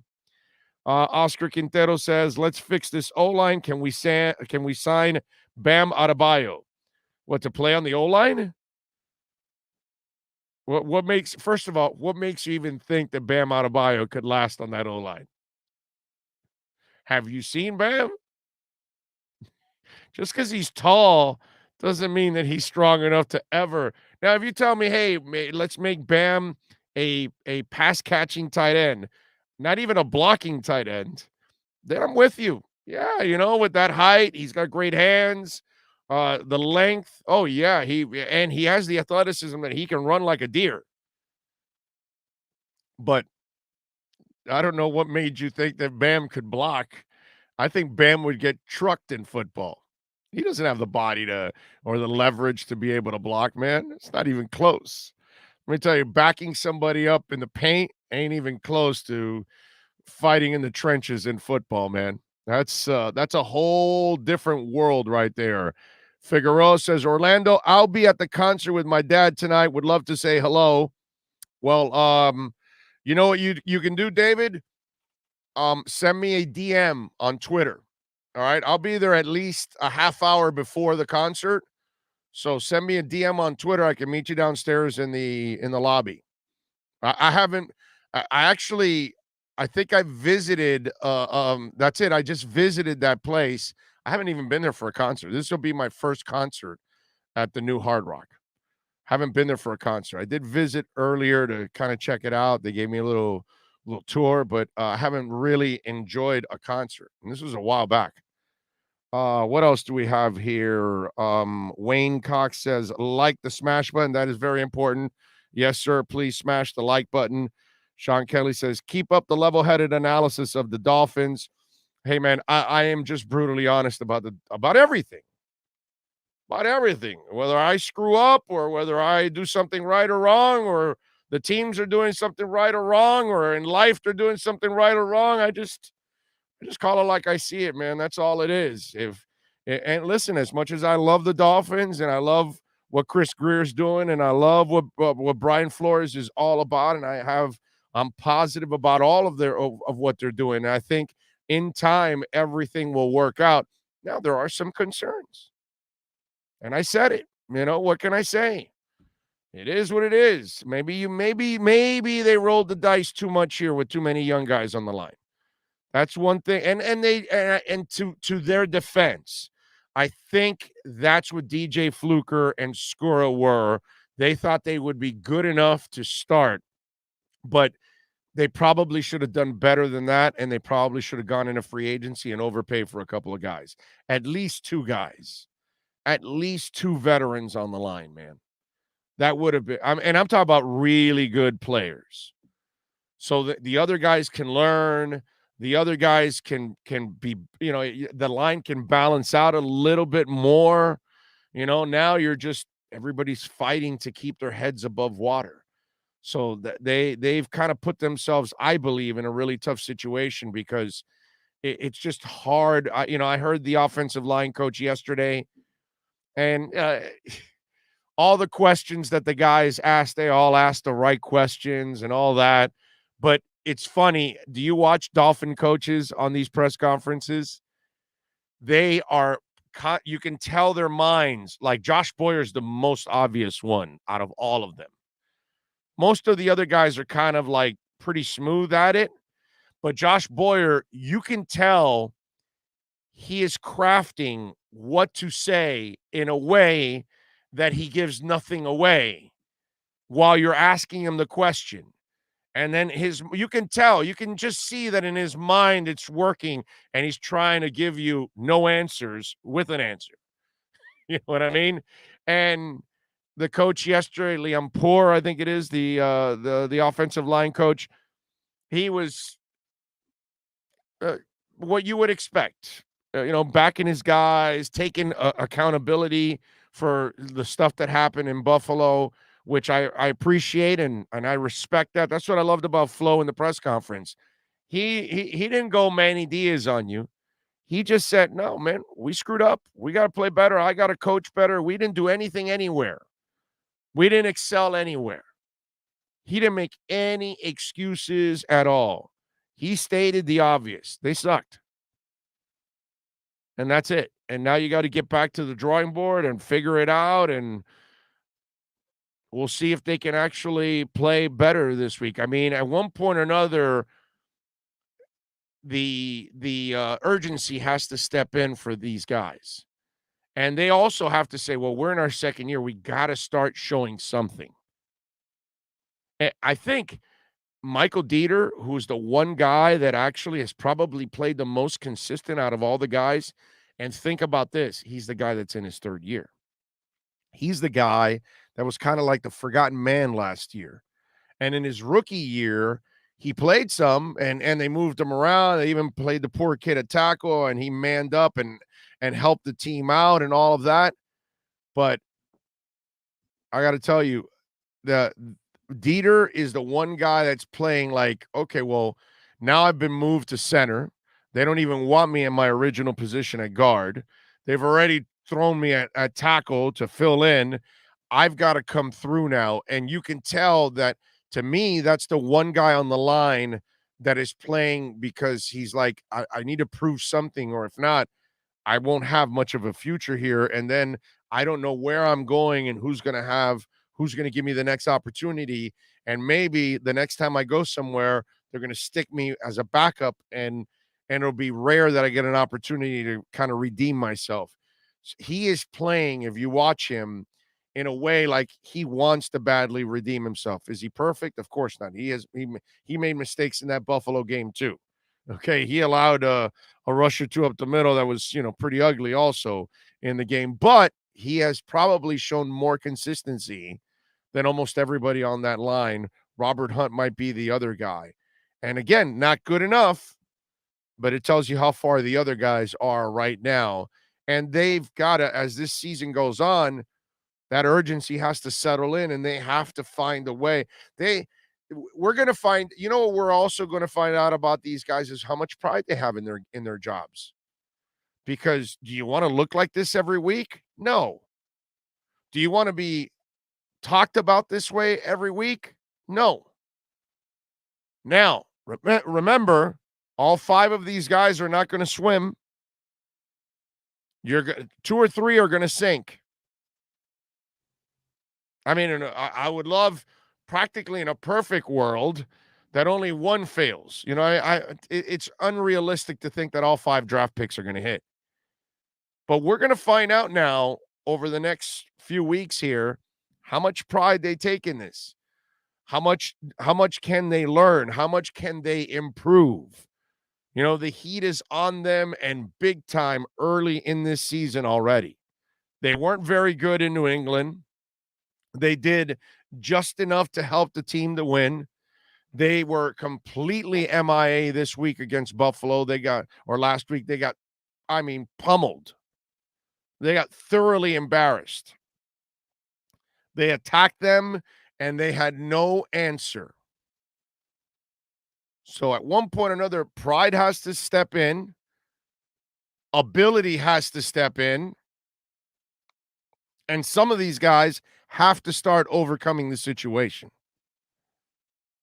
Because that's the one thing you want, is that by the end of the season, you got to feel better about a couple of these guys.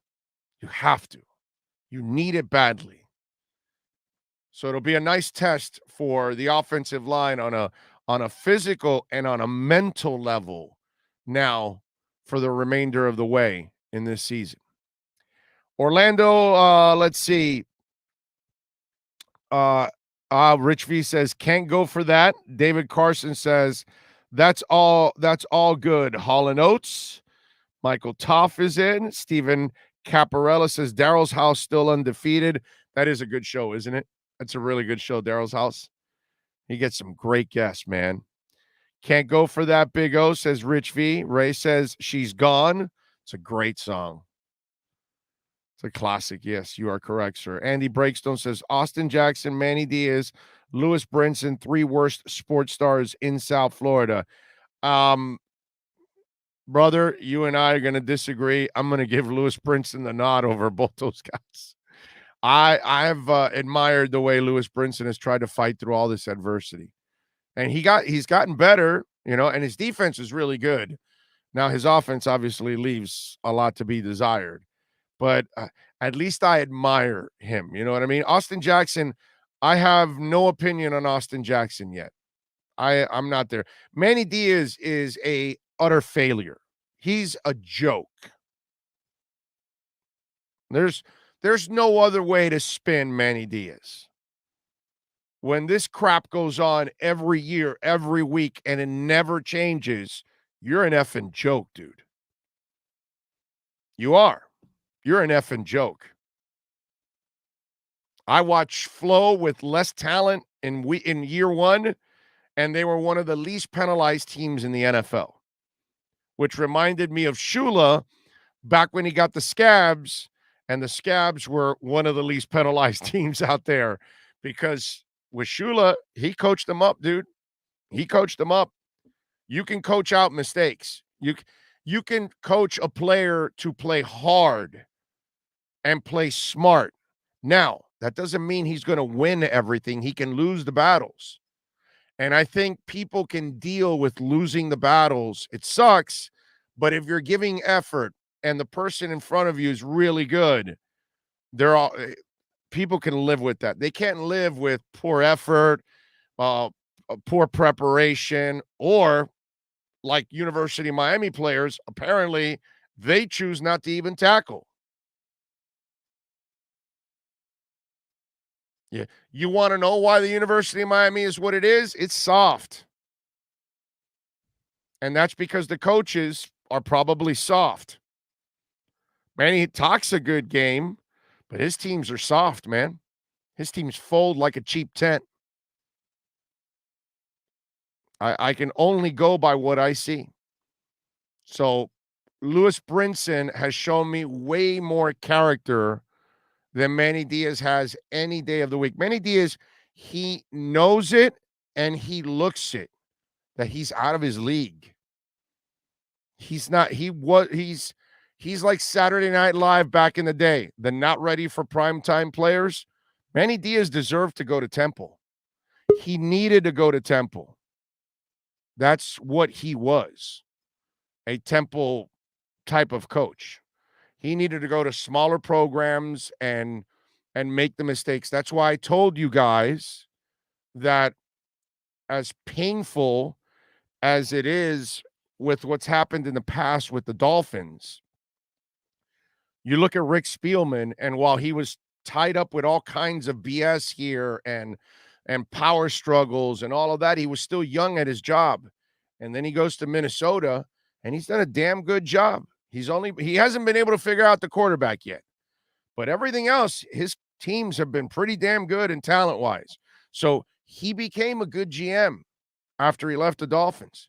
And Jeff Ireland, as much as of a disaster as he was here and in the middle of power struggle after power struggle, which was a norm for the Dolphins for years, no matter who was here, he goes to the Saints, and people that cover the team swear by that guy making a difference in their drafts over the last couple of years. That's why I say Chris Grier is only starting year 3, totally in charge. You have to be patient. Everything's not going to be perfect, but there is progress being made. And as long as there's progress being made, you can't overreact on one terrible game. You have to give these gentlemen some time to develop. With Manny Diaz, there has been zero progress. Don't tell me that they recruited a couple of extra guys that are 4 stars or whatever. Those guys are going to leave after this now. You know how active the transfer portal is going to be at the end of the year? Why? Because every year they see it's a shit show. Every year they see it's unorganized. Dolphins aren't unorganized. Flo is organized. Flo gets the best out of his players year in and year out, and his teams get better as the year goes on. So that's why I'm not going to go, ape crap over a terrible, terrible game. I'm going to say, okay, gentlemen, let's see what you can do from here on out. Let's find out. Let's see how much you can improve this offensive line. Let's see what you can do. You know what we're going to do now? We are going to talk a little football. That's right, with Mr. Alan Poupart and our Sports Grill Miami Dolphins Insiders Report. Sports fans love a place with great food, cold drinks, and TVs everywhere. That's why sports fans love Sports Grill and their 7 amazing locations. Check out the Bird Road location at 11481 Southwest 40th Street in the back corner of the West Bird Shopping Center. Sports Grill is also now offering some great employment opportunities. All kinds of positions are now available from kitchen to hosting. Call for more information at 305-485-8845. From wraps to salads to amazingly delicious specialty dishes, Sports Grill is the home to the legendary special grilled wings. Since 1987, Sports Grill, good food, good drink, and good friends. This is the Big O Show. For over 16 years, EJDconstruction.com has provided South Florida residents quality craftsmanship, accurate project management, and exceptional service. That's why EJDconstruction.com is an A-rated member of Angie's List and the Better Business Bureau. When you're looking for the right custom home builder for additions or home remodeling, please call my friend Eric at 305-433-4843. That's 305-433-4843 for EJDconstruction.com. This has been the Sports Grill Miami Dolphins in. Let's get ready to talk Dolphins football. It's the Sports Grill Miami Dolphins Report with Sports Illustrated's Alan Poupart. With locations throughout South Florida. Check out our sponsored locations in Miami on Bird Road and 114th and in Miami Lakes in the Ryan Oaks Plaza. Here's Miami Dolphins insider Alan Poupart. Are ready to rock. There he is. He's the stud. He is Alan Poupart, always styling the Montreal Expos hat. There you go. He's ready to rock. I'm going tonight to Squeeze and Hall & Oates. Do you like either? Strong. Do you like either? Black coffee in bed. Love black coffee in bed. Yes. Yeah, I like both actually. Strong. Okay. All right. What's your favorite Hall & Oates song? I guess I'm being a bad dad if I don't immediately say Sarah Smiles, considering that's my daughter's name. That's a great song, dude. It is a great song. Wow, I don't know, Man-Eater maybe. Great bass. Top of my head, yeah. Man-Eater, very catchy. Yeah. But Yeah, I went with Sarah Smiles. I went with Rich Girl. I Can't Go For That is another one that I love that song. That's a great song. How about Squeeze? Black Coffee in Bed? Is that what it is? Oh, by far, I love black coffee in bed. Although I would like to hear Tempted but sung by I know Glenn will sing it tonight. I'm sure and he does a great job singing Tempted, but it's always better when now I'm brain farting. Paul Carrick. Paul Carrick does it, man. When I went to Paris, I had a chance. Paul Carrick was performing, but the problem was it was like 70 miles away, and I wasn't going to rent a car and drive 70 miles to the place. I didn't feel like doing that. But I almost went to go see Paul Carrick because he would have sung a little Squeeze, a little Mike and the Mechanics, and then he would have sung what's that? What's the band he was in before all of that? Damn it, now I'm forgetting. How long has this been going on? Yeah. It escapes me. Isn't it like a 3-letter band, like a word, like it's only 3 letters or something? It's like it's a really short name for his band. Not 10cc. No, it's not. No, it's not 10cc. Somebody help me out there. What's damn it? What is Paul Carrick's? Oh God, damn it. Anyway, so. I almost saw him, and I really wanted to go see him because he's so good, dude. Obviously, you look at his catalog and where he's been. He's been Ace. Thank you, Ace. That was it. They're Tuttle Army, Dean G, Equo, whatever you put there. I don't know what your name is there. Ray, thank you all for chiming in with Ace. That is strong. See, that's the kind of listeners we have there. They're coming in strong with all of that. All right, brother. So yesterday you were able to talk to the offensive line coach. I watched the press conference overall. I mean, he said all the right things. I know there's some reports now that they're going to move Eichenberg over to left guard. How do you interpret all of that? I interpret this as they need to find a solution because let's be honest, it's not just about the game against the Bills, which obviously was a disaster. But this line has been an issue going back to training camp. You and I had those discussions. It was a concern heading into the regular season. The line overall performed okay against New England. Not great, but okay. And then against Buffalo, it was a disaster. And you look, and I understand the move of Solomon Kinley, who was pulled for the last 7 snaps of the game, by the way, in favor of Robert Jones. To me, as I look at that line, and this is without like breaking down and going over and over and over the game film, Austin Jackson's the one who's like a major issue right now. I mean, holy smokes, the guy can't block anybody. That's a major problem. Solomon Kinley had a rough game against Buffalo. That was very obvious as well. Everybody did, actually. Even Robert Hunt, who blocked okay, but had 2 penalties. So complete disaster, and they have to do something. And you drafted Eichenberg for a reason, so it makes perfect sense to get him in there. As you and I discussed last week, I'm not so sure I wouldn't just put Eichenberg at right tackle and move Jesse Davis to left guard. I kind of like that scenario better than just replacing Kinley with Eichenberg, but I'm not the O-line coach, and they didn't ask for my opinion on this. No, and my thinking is what they're doing is that they move the kid over to the left side because that's where he's played. So habitually, it'll be a quicker and more natural move to stay left because he's so used to doing everything left. And on right, he's probably not comfortable yet. So they said, hey, man, why are we going to put the kid to be learning? Let's put him somewhere where at least he's somewhat comfortable on the left side, and we'll put him at guard. I think that's what they're trying to do right now. They're grasping right now because they just don't know who's who and who belongs where right now. And this is the sad part about all of this. And by the way, this is all from last year, not even this training camp. This has been going on since last year because obviously all these young guys came in last year. So how do you also adjust to all of this? Are you expecting to see more max protect? One of the things that I told you and I talked about throughout the week leading up to the Patriots game was I thought because of the line, I thought they would change the launch point for Tua, and they never did. And I don't know if Tua's going to play or not, but if he does play, why not move the pocket a little bit? You know what I mean? And adjust the coverage on the line to go with it. You know what I mean? If he's going to go right, then have somebody swing over to the right and pick up somebody on the edge just in case, whether it's a running back or a tight end or something like that.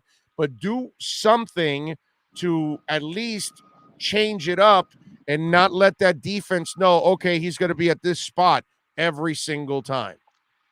Well, yeah, and how bad is it that on the first play of the game, Ethan Carter goes in motion from the left of the offensive line to the right, and that's where the free blitzer comes in with a free path at Tua, who, by the way, doesn't pick him up even though he's coming from his open side. So now, is this a bad play? Is it a bad scheme?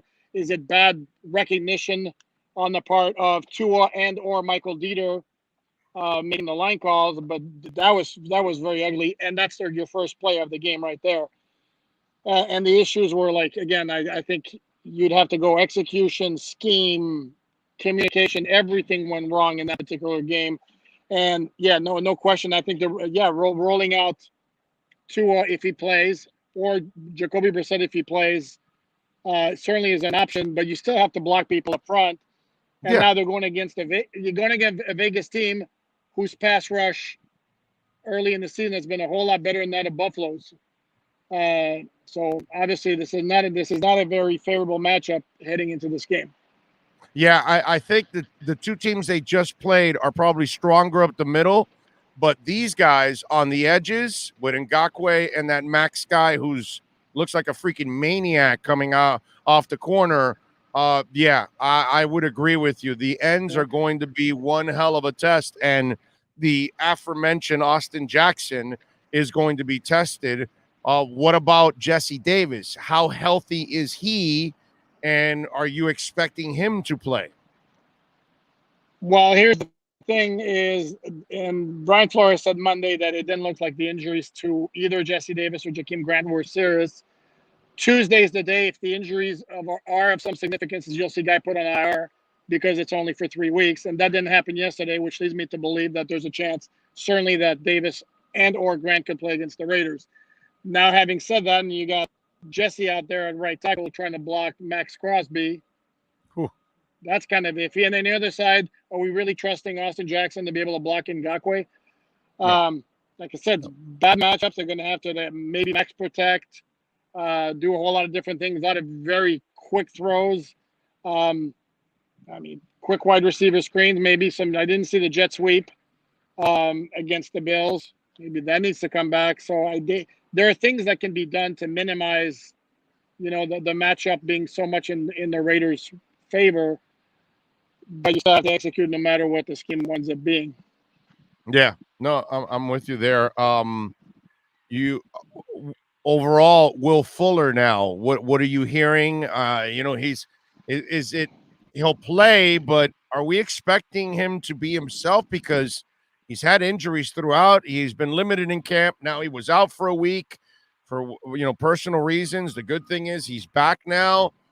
I don't think he's going to be as active as you would like him to be. Correct? Yeah, it's impossible to expect him to come in and light it up right away. If you're expecting 4 catches for 110 yards right off the bat for a guy who barely practiced in the summer, didn't practice at all the week of the opener, and then had 1 practice last week, I think that's a little unrealistic. If he's able to contribute at all on offense on Sunday, I think that would be a bonus. And then as the weeks progress down the road, that's when you want to see some major contributions from the guy. And also remember, because he's injury prone, you're going to have to ease him in. You don't want to overuse him too, because you could easily re-injure him. No, that's true. By the same token, you need production. And if you're going to win games, I understand. Trust me, I understand being careful. And here's the other issue that I'm not sure got talked about enough Sunday in light of the injury to Tua and the poor performance by the offensive line. But that supposed very good wide receiver core was garbage on Sunday. And Dolphins ain't beating many teams if Albert Wilson's dropping 2 passes. Jakeem is fumbling. Devontae Parker can't make a very, very makeable catch in the end zone. Jalen Waddle drops 2 passes. And then Preston Williams is not looking anywhere remotely like himself. So, yeah, a lot of work to be done in that wide receiver core. So, but, yeah, absolutely, you take it easy with Fuller to make sure you don't overstress him right away. But at some point, he's going to need to contribute. Dude, what was it asked? Why do they keep using Jakeem at wide receiver? It was not I, asked, and then no, I mean, it's a completely fair question, and it's also a fair question to ask. Why are you running that route a yard short of the sticks on third down near the goal line with Jakeem Grant, who's not going to break a tackle unless he's got wide open space around him? That absolutely, is a legitimate point. And no, it has not been asked, and I can assure you that the answer would be because we feel he can contribute to the offense and help us win. okay, But so then why hasn't Mac Hollins played more then? Because I got to be honest, he's earned more of my respect and than Jakeem and Albert Wilson have. I would trust him more in these kind of situations after watching him last year and in this preseason. I think the kid's grown into the position. I think he's a pretty tough damn kid, bro. And I think he gets a first down for you right there where Jakeem was at. You know what I'm saying? I think everything is better when you play him over those two cats right now. Why isn't he playing? That I wonder needs to be asked too. that's a great question. And I don't get it. Especially Jakeem has proven year after year after year he's not dependable as a wide receiver. Sorry, but that's the truth. Albert Wilson had a bad game on Sunday with the drops. That's not necessarily been an issue with him before. The issue with him has been staying healthy. So Right. I don't have as much of an issue with him maybe still being ahead of Mac Hollins in the pecking order unless he continues to show that drops are a problem. But to me, there's no justification for Mac Hollins being behind Jakeem. That makes no sense to me. Yeah, and is Albert Wilson active this week? That's a very, very, very good question. Because I can't see them Because he having doesn't 7 do active it. wide He receivers. doesn't do anything on special teams. So if you're going to activate Will Fuller and Preston, and you can alternate those guys out there instead, right? And mix in a little Mac Hollins. I mean, and that way the burden is on neither one of the two guys, and then Preston and Fuller and Mac can kind of share it all, and that way you can kind of split up the reps. Keep Parker on one side and Waddle in the slot, and you got Gesicki, and you can kind of rotate with those guys. That's what I would do. And I would have this guy inactive, and then Jakeem, your special teams, dude. That's all you do. No, that's fair. Then that's a very strong possibility. But also remember that Jakeem's dealing with an ankle injury. Again, it's not severe. He's day to day. If he's not at full speed, how much does he help you as a returner if he's not at full speed? In that case, wouldn't it make more sense to keep Albert Wilson active? Yeah, but Albert's not a returner, right? So, I least, understand that.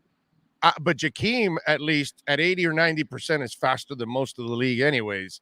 So I would keep him anyway. Didn't he get injured probably as a receiver, not as a damn returner? That's another reason why. That's the other thing that is also a knock on Jakeem too, by the way. That on the first 2 years where you've used him as a returner and as a wide receiver, he's kind of worn down and he's actually picked up injuries. There are multiple reasons why you shouldn't overuse him. One, he can't catch, and the other one, he wears down too, right? Totally fair. I really wish I could argue with your point right there, but it's such a good point. I can't. All right. Gesicki, they kind of schemed him out of this one this past week because they needed more blocking, obviously, and they didn't get that either. But I would imagine that Gesicki will be a big part of the offense this week against the Raiders. You know what? I don't know about that because I think the one who's a safety valve these days is more Jalen Waddle than Gesicki was last year, particularly when Fitzpatrick was a quarterback. And I kind of think that Gesicki is the type of guy who is going to have some weeks where he may get more catches, but I think the big bust-out games like he had a couple of times last year, I'm not sure those are in the cards. I'll be honest with you. And I think that might be a mistake, and maybe it'll be different with Brissett at quarterback if it winds up being him instead of Tua, who I think tends to look for Waddle a bit more. But they have a weapon there with Gesicki as a receiving tight end, and it certainly would make sense to use him. Yeah, I'm just thinking of reliability also with Gesicki. He is reliable. He'll make tough catches. I mean, last year, dude, when he came back from that shoulder and made that catch, I was like, okay, dude, you're a badass. You've arrived. Like, okay, now you showed me. Not only were you a good player, not only do you have athleticism, but you showed me some serious toughness last year. And I would figure that these quarterbacks, well, Brissett just got here, but I would figure Tua has to look at that guy like, okay, I can count on that guy. Last week, I couldn't count on anybody overall. Everybody was dropping it. Gesicki doesn't have that reputation for me. No, and not only that, but if you look at some of the catches he made last week, I mean, a couple of those, he picked those balls off, I mean, very close to the ground. And when the ball got to Gesicki, like I remember 2 of his 3 catches was like, there's no way he's going to catch that. And he went down and got it. Those were really nice catches, and he's gotten really, really good at those. And so, yeah, like I said, I think he needs to be somebody who needs to be very involved in the game plan. I just don't know that that's how the Dolphins see it for some reason. All right, after watching the film, my brother, your assessment of Jalen Phillips, again, way too early to make any kind of assessment on the kid, but we do know so far through the first 2 weeks, he's not doing anything. So what do you see from the kid? I maybe seeing a guy who is maybe a little bit overloaded with assignments and maybe overthinking. And again, if you drafted him to be the pass rusher, why don't you let just the kid go? Go. You see the quarterback over there, go get him. But right now, no, you're right. He's gotten very, very little done. You barely notice him on the field. And this is a guy who was drafted 18th overall. And I understand it's a complex defense. They throw a lot of different looks. But I think he played 18 snaps against Buffalo. I think you got to get more production out of your first round pick than that. And I don't care how complex the defense is and how many intricacies there are, but you drafted the guy for a reason. And do you see anybody, because Flo doesn't screw around. If you're not producing and helping him win, he will then put somebody else in there and make you earn it back overall. Do you see somebody taking his time even more this week if things start to go in the same direction? Who do they have that you would put in his role as the edge defender? That's why I'm asking you. I don't know. I don't think Brendan Scarlett's the guy who's gonna displace Jalen Phillips from the line. Yeah, but he played. If I remember correctly, he played maybe a couple more snaps than Phillips. Did you notice him out there on Sunday? I sure didn't. No, special teams only is where I like him right now, at least. No, correct. So no, I think the idea is, let's get the kid to improve, and maybe we'll see more impact as the weeks go by. But again, it's 2 weeks in, so if we're gonna preach patience for other parts of the team, we have to do the same with Jalen Phillips. To be fair. All right, we'll wrap it up with this. I know people want to see Tua play. Tua has his own injury reputation that he has to also overcome. They've been very patient on this team, and they've been very cautious with all injuries so far. Obviously, you got to protect the player from himself, but there's got to be inner pressure for the kid to want to go out there and prove, no, I'm not fragile and all. Remember the whole Devontae Parker two concussions and all that stuff, and he came back the next week and played and all that, and people were like, holy crap. And I think Devontae had that in him too, that he had all these injury history stuff. And to his credit, he still gets kind of banged up, but he has fought through injuries more than ever now. And you give him a lot of credit for that. His body is his body. How do you think Tua wants to handle this? How do you think the Dolphins want to handle this week? I don't think there's any question that Tua wants to play unless he can't breathe. So from that standpoint, I don't think there's any question whatsoever. I think if you ask Tua, he'll be like, I'm playing, I can play. I think this is where the Dolphins need to be smart. Again, we're talking about one game. If you are going to put him back there, I don't want to say fragile is not the word I'm thinking of, but a little bit wounded. behind an offensive line that needs to show you it can protect the quarterback. I know Brian Flores said Monday, we go into every game thinking confident that we can protect the quarterback. Well, that's the goal. The reality is that protection's an issue. And if we have a guy that we are hoping is our franchise quarterback and he's got bruised ribs, I'm not sure putting him back in there if he's not 100% or close to it makes a whole lot of sense until you can have more realistic confidence in that offensive line. So Tua says, absolutely, I'm playing if I'm the Dolphins. If he's not completely right or close to it, Tua sits. All right, it'll be interesting today to see him practice if he's out there slinging it around, and it'll be interesting to see what you guys write on who is the starting offensive line and what spots they're in too. I'm looking forward to that note from you guys in practice today. Follow him on Twitter at Poopart NFL and catch him twice a week here with the Sports Grill Miami Dolphins Insider Report. Alan, thank you, my brother. You're a stud. Have some fun. And go Expos. Sounds good. Thank you, Big O. You got it, my brother. There you go, Alan Poupart, baby. And our Sports Grill Miami Dolphins Insider Report. Love Alan, man. He does excellent work. Excellent. This has been the Sports Grill Miami Dolphins Insider Report with Alan Poupart, exclusively on the Big O Radio Show. Make sure you subscribe to the podcast and never miss a report. Search Big O Radio Show on most platforms. Visit Sports Grill and our sponsored locations in Miami on Bird Road and 114th and in Miami Lakes in the Ryan Oaks Plaza. All right, here we go. We back. William D. Jacksonville on Twitter says, did the Dolphins lose a Pro Bowl safety playing musical chairs in the secondary? I pray they stop the musical chairs on the O-line. Well, ladies and gentlemen, they have to play musical chairs on the O-line. They have no choice. Until any of the... Look, maybe Robert Hunt and Dieter a little bit, but they're not perfect either. But until a guy takes over a spot and dominates and gets comfortable and plays well and plays consistent and can block the guy in front of him and can pass protect and can move and doesn't get penalties, they have to play musical chairs, William. They have no choice, my friend. I'm with Keith Sims. Yesterday, Keith was on with us, and he said, I would like for them to stop playing musical chairs. I agree.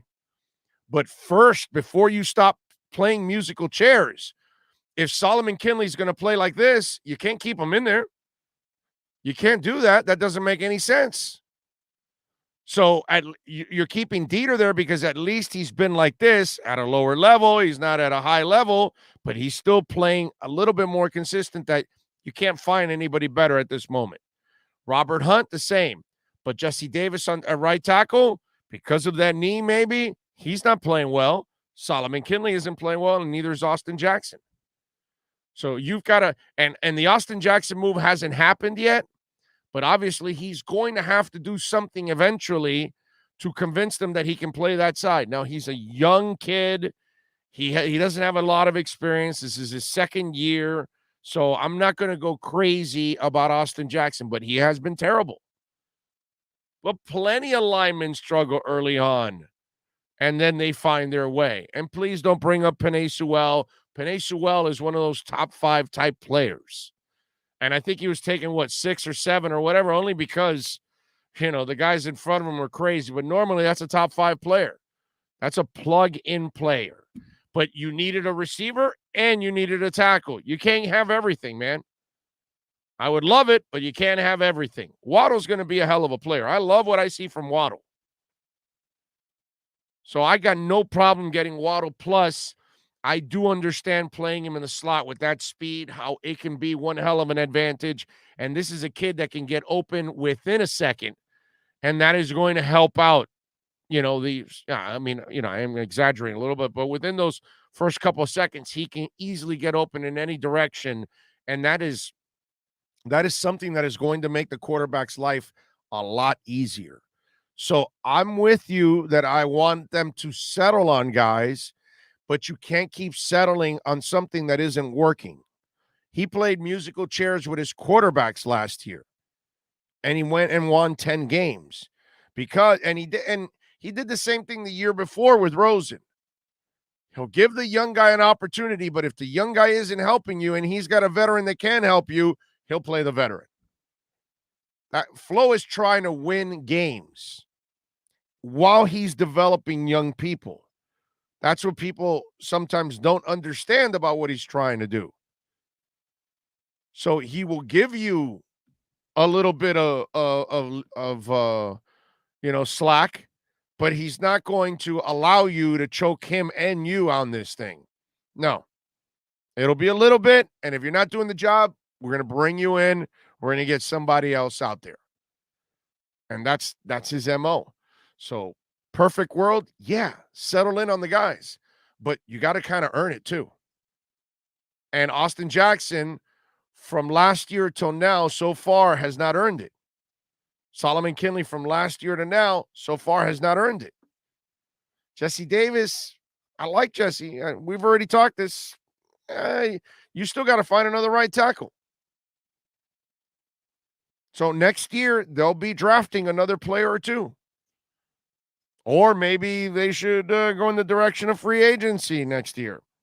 That might be the better thing if there is a good lineman out there that's kind of young, not a 35-year-old, but if you can get a 28, 29-year-old, a 27-year-old going into a second contract or something like that, then yeah, that would be nice.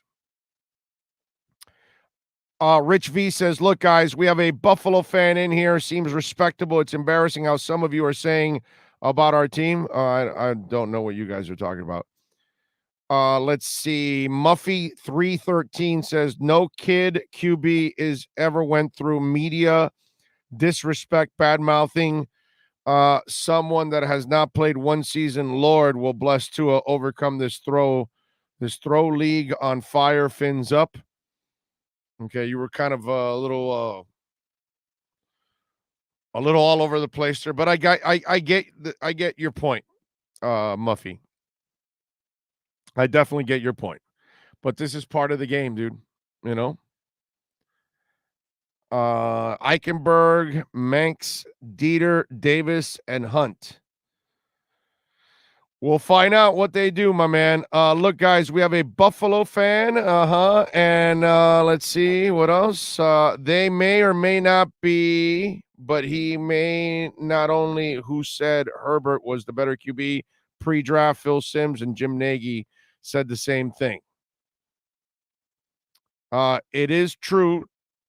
Let's see. Big O, Detroit's left tackle Decker.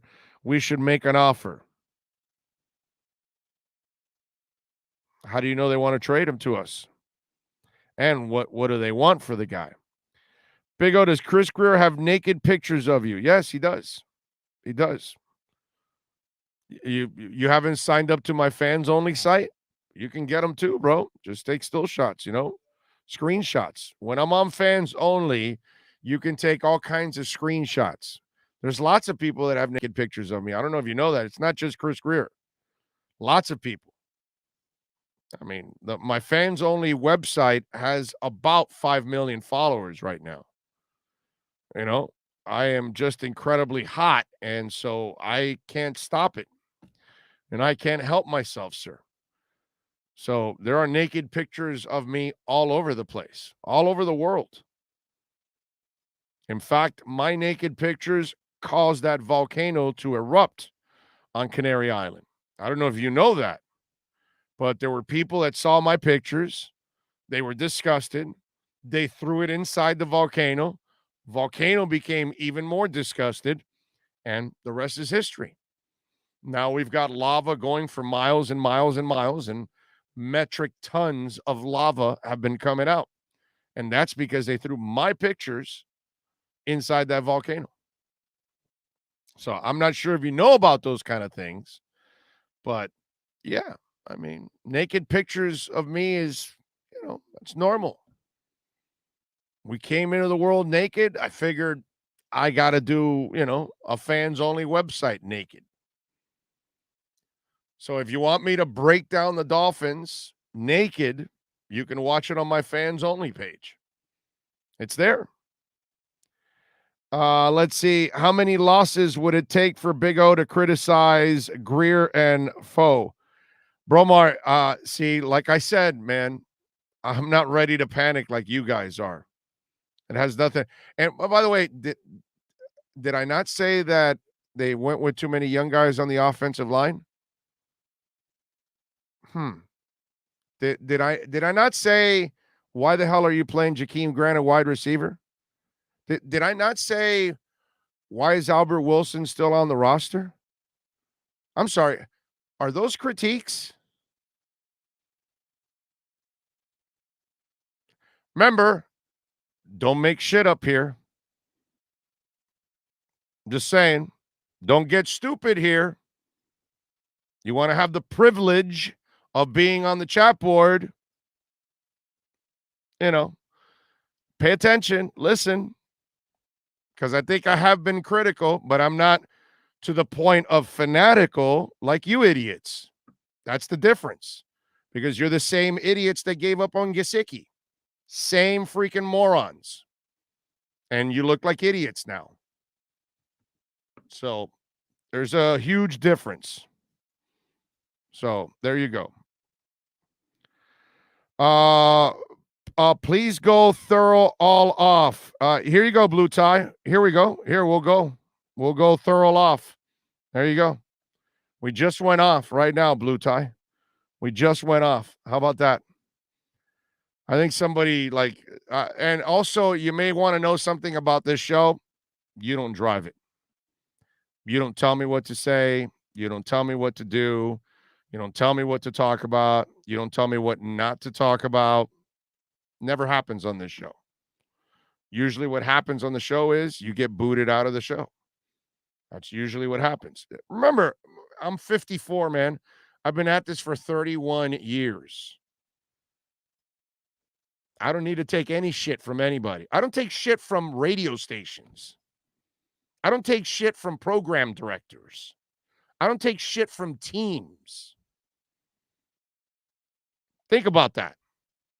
Think about that.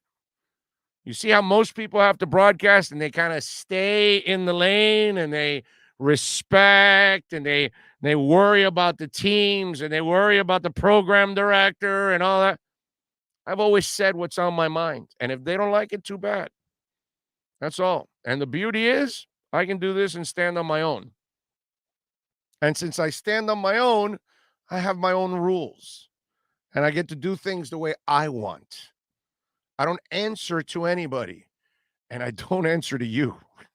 So if you think I'm going to answer to you and I'm not going to talk about something because it hurts your feelings, I don't care. All right? And because you're irrational, you want me to be irrational? No, that doesn't go like that. So when you say, oh, I'm not critical of Greer and Flo, I think I have been a little bit, but there's no reason to go off on them like Manny Diaz. That's the problem with you idiots. Some of you idiots. You want me to treat Flo and Greer like Manny Diaz. I'm not doing that. I've watched plenty so far in 2 years and 2 games to know that you got to have some patience. And again, don't play in crypto. Don't invest in crypto if you're overreacting now, because your weak ass will fold like a cheap tent. But that's typical of fans. You're supposed to be going off on Manny Diaz. You're supposed to be going off on Blake James. You're supposed to be going off on the administration. You're supposed to be going off on the Marlins who don't spend. You don't go off on the Panthers. You don't go off on the Heat. And right now you're not going off on the Dolphins. They've done a really good job overall. They tore that shit down in the first year. They didn't have all their draft picks. They did what they did. And now a second year is when, and the third year is where they had a lot of their picks. You got to give those picks at least 3 to 4 years to kind of develop. And so you'll find out more about this team. Remember, this whole thing, we were hoping to be a playoff team in year 4. It was more realistic. We're all pushing it a year ahead into year 3. But if you want to act fanatical and you want to do stupid things and you want to overreact and all of a sudden get rid of these guys who look way more competent than anything we've seen here since Don Shula, then you go ahead and overreact. You people are the same people that love to be in misery, bro. The people that are just here to bash the Dolphins or whatever because of a bad game, you're the people that deserve Jeffrey Loria. Seriously, man. You deserve Jeffrey Loria. I'm not even going to put Jeter in that category and Sherman yet because, again, they haven't spent yet, but I'm going to give them the benefit of the doubt. But if you want to criticize them for not spending, go ahead. But they better spend this offseason because after that, gloves are off. I gave them their opportunity. They loaded up their minors. That's fine. You're not going to win that way. You need to spend. Let's watch. Let's see if they spend. Now, they're going into year 4. Now you've had time. I want to see what you do next year. Now I've given you enough time. We haven't given the Dolphins enough time. They just started year 3. But for those of you, just in case, that you think you can be a smart ass and you can do whatever you want, I control the board. So if you want to be an idiot, go ahead, bro. I'll just block your ass out and I don't need you. I'm good. I'm good without you. I'm fine. I got plenty of great people listening, acting like human beings, interacting with us, supporting us, downloading the show, all of those things. That's it. That's all. Pretty simple. There you go. So Al Golden and the other Ty, they're gone. Sneak Attack 305 says, you guys are the worst. You're the same fans that quit on the Heat before Ray Allen made that three-pointer. Give the Finns a chance. The team always gets better as the season progresses. We will get it done. I hope so. I hope so. That's their track record. John Russell says, feels like half the team at the moment, Big O. The O-line needs surgery. Hope we can fix it. Amen, John. We all see it, man. We all see it. But they're young men. We have to give them time, dude. You know, Tuttle Army says malcontents. I would go with that. Laz Coutinho says lost to Bills was a big L for the coaching staff. It was an L for everybody, my friend, not just the coaching staff. Don't blame only the coaches. Blame the players too. All right, players did their share of. The coach put Devontae Parker in the right place. Am I wrong? Right? The coaches put Albert Wilson in the right place. They put Jakeem Gray in the right place. Waddle dropped a couple of passes. Jesse Davis had the blocker right in front of him. You know, let's not get lazy here and say, oh, it's all on the coaches. No, hell no, dude. The players got to get it done. Hey, Manny Diaz sucks ass. Okay? You're going to tell me Gervin Hall chose not to hit the guy with the ball, and that's the coach's fault? Well, you know, they created that environment, but I got to blame the player for being a coward in that spot because that's what Gervin Hall was, a stinking coward. I mean, that's insulting football. That gets to a point down to your character. So I can't necessarily blame the coaches. In the end, yeah, it's Manny and his environment and all that, but Gervin Hall, you chose. You made a business decision, apparently, to not tackle the man with the ball. Last time I checked, that was the entire thing in football. Tackle the guy with the ball. So let's blame and let's be fair when we blame. It isn't the coaches all the time. Let's not do that. There are plenty of the defense kicked ass after the 14-0. In that half, Miami either should have tied or led at halftime. And the coaches put all those players in the after the first 14 points, on defense and on offense, they put them all in the right place. Players failed, man. Lazy take, just saying, oh, it's coaches. Bullshit. Raphael Courtnight says the team will get better with season, just like last year. Tua needs to set up. I'm not sold on Tua. Well, plenty of you aren't sold on Tua.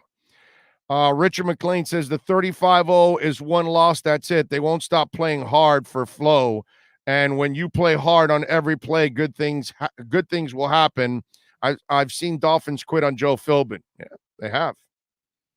They have.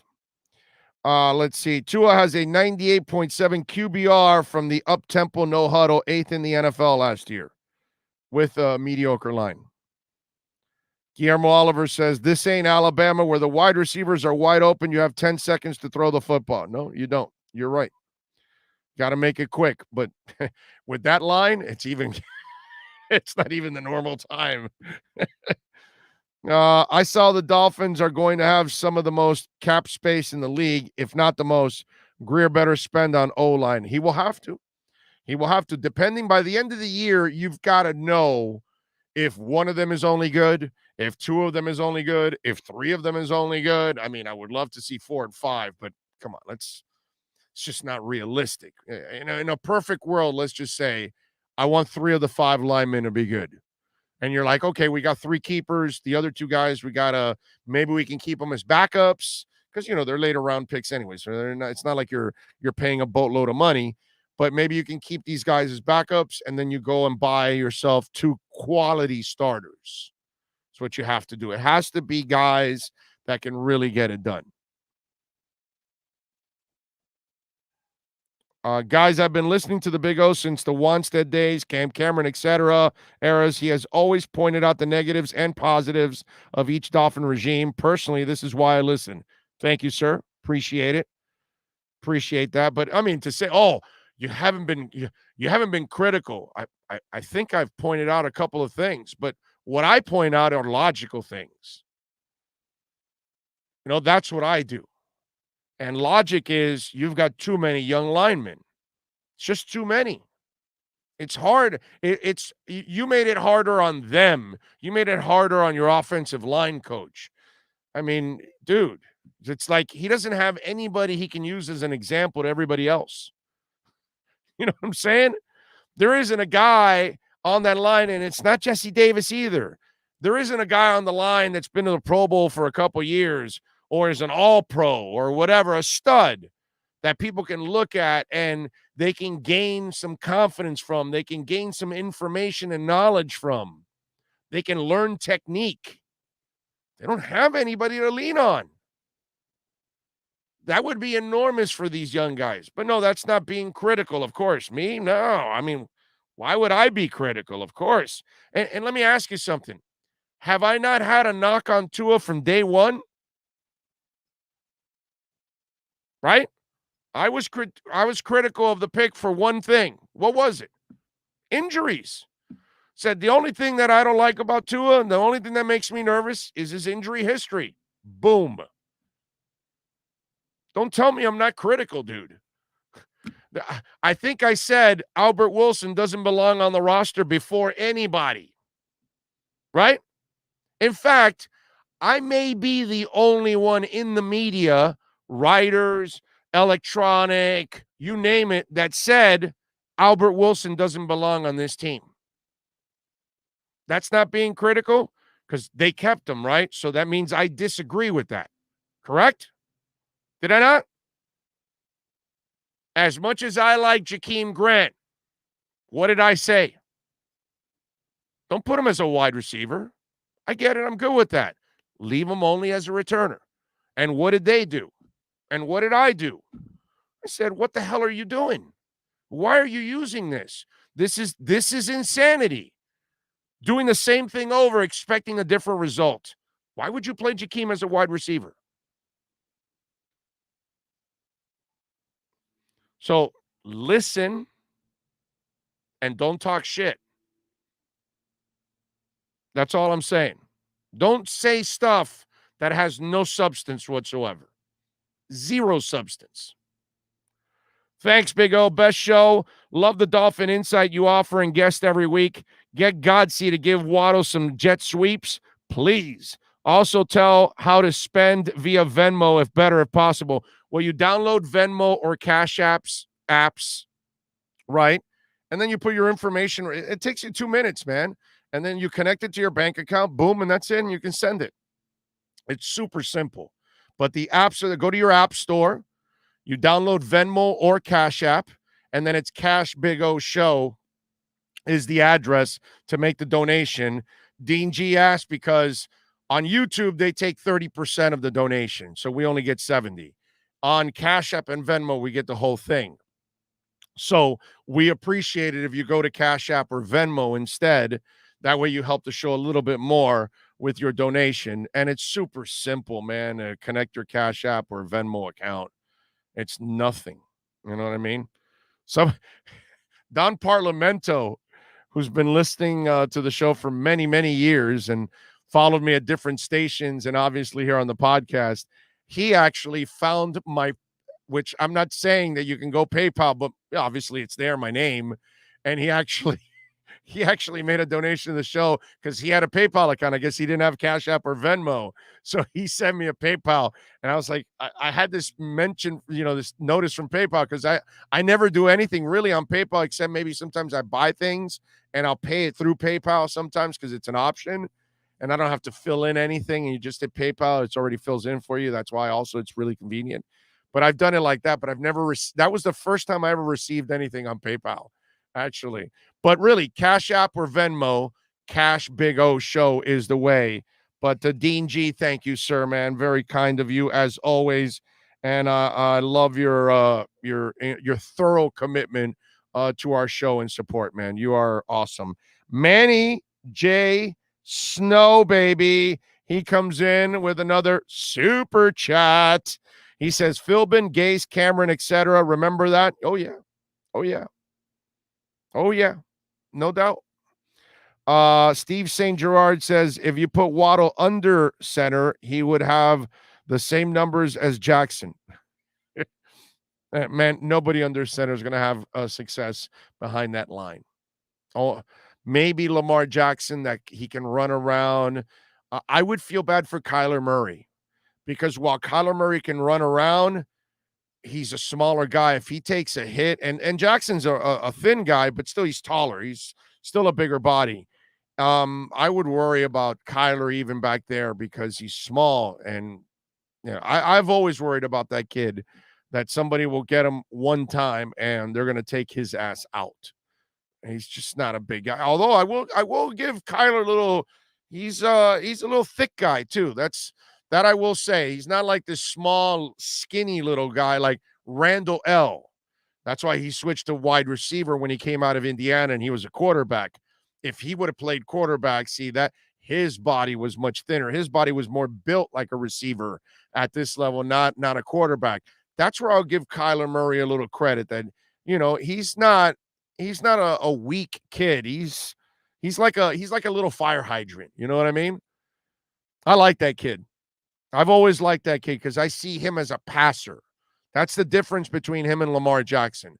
Lamar Jackson is an athlete playing quarterback, and yeah, he'll make some throws, but he's always going to have inaccurate issues.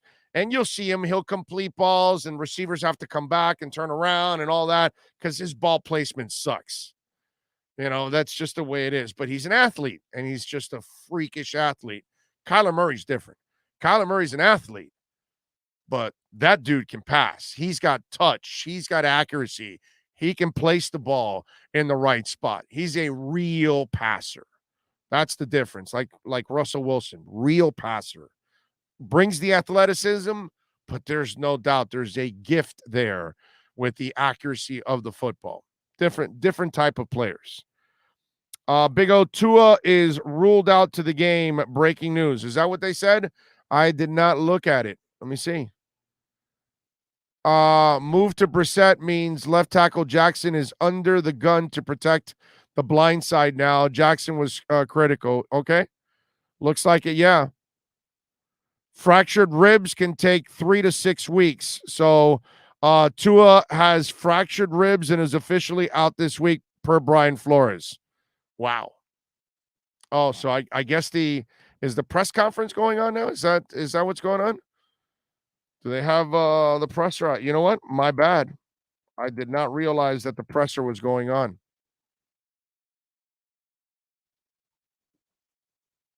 I apologize, folks, because we would have gone to the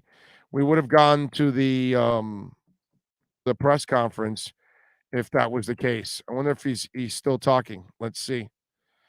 Let's see. I don't. No. They didn't put it on. They didn't put it on Twitter.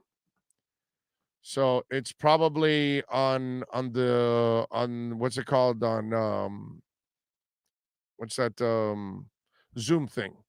That's probably what it is, unfortunately. All right, so but we're getting all the skinny here from the press conference. Let me update you on all of this. Let's see. And let me tell you something. Brissett for me is just a guy. He doesn't he helps keep it afloat, but I don't have a lot of hope that Brissett is a difference maker. And if Tua is going to miss several weeks, this is bad, man.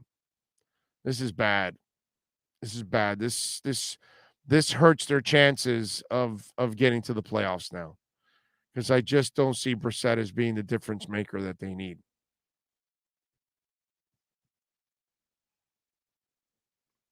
That sucks.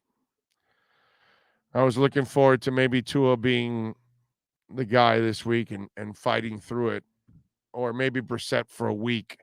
I can deal with that. But 3 to 6 weeks, that is I'm not a fan of, Brissett's a backup to get you by for a game, but for several weeks, you saw that late interception that he threw.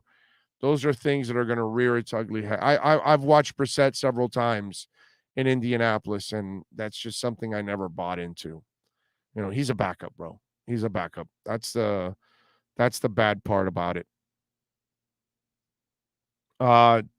Just got here. What happened? Tua's out, bro. Tua's out, and it could be out for several weeks. We'll find out. We'll see how it goes. But it looks like he's got fractured ribs, and so that they're gonna be careful. If it was bruised ribs, that's a different story. But if he's got fractures, forget it, man.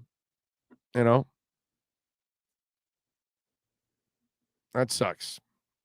Damn it. We went from bruised to fractured. That's depressing. I got to admit. It's depressing because these are developmental years now for this team. And then this sets you back, unfortunately. Or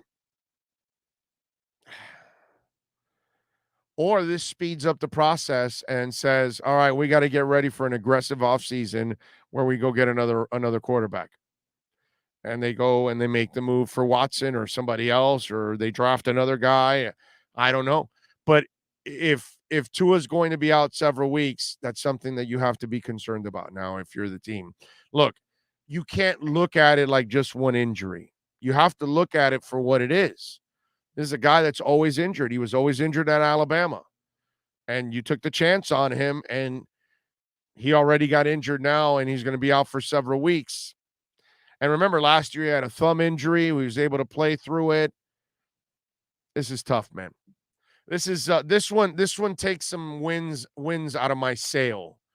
I will admit, because I know Brissett is not the future. I know Brissett is not the answer.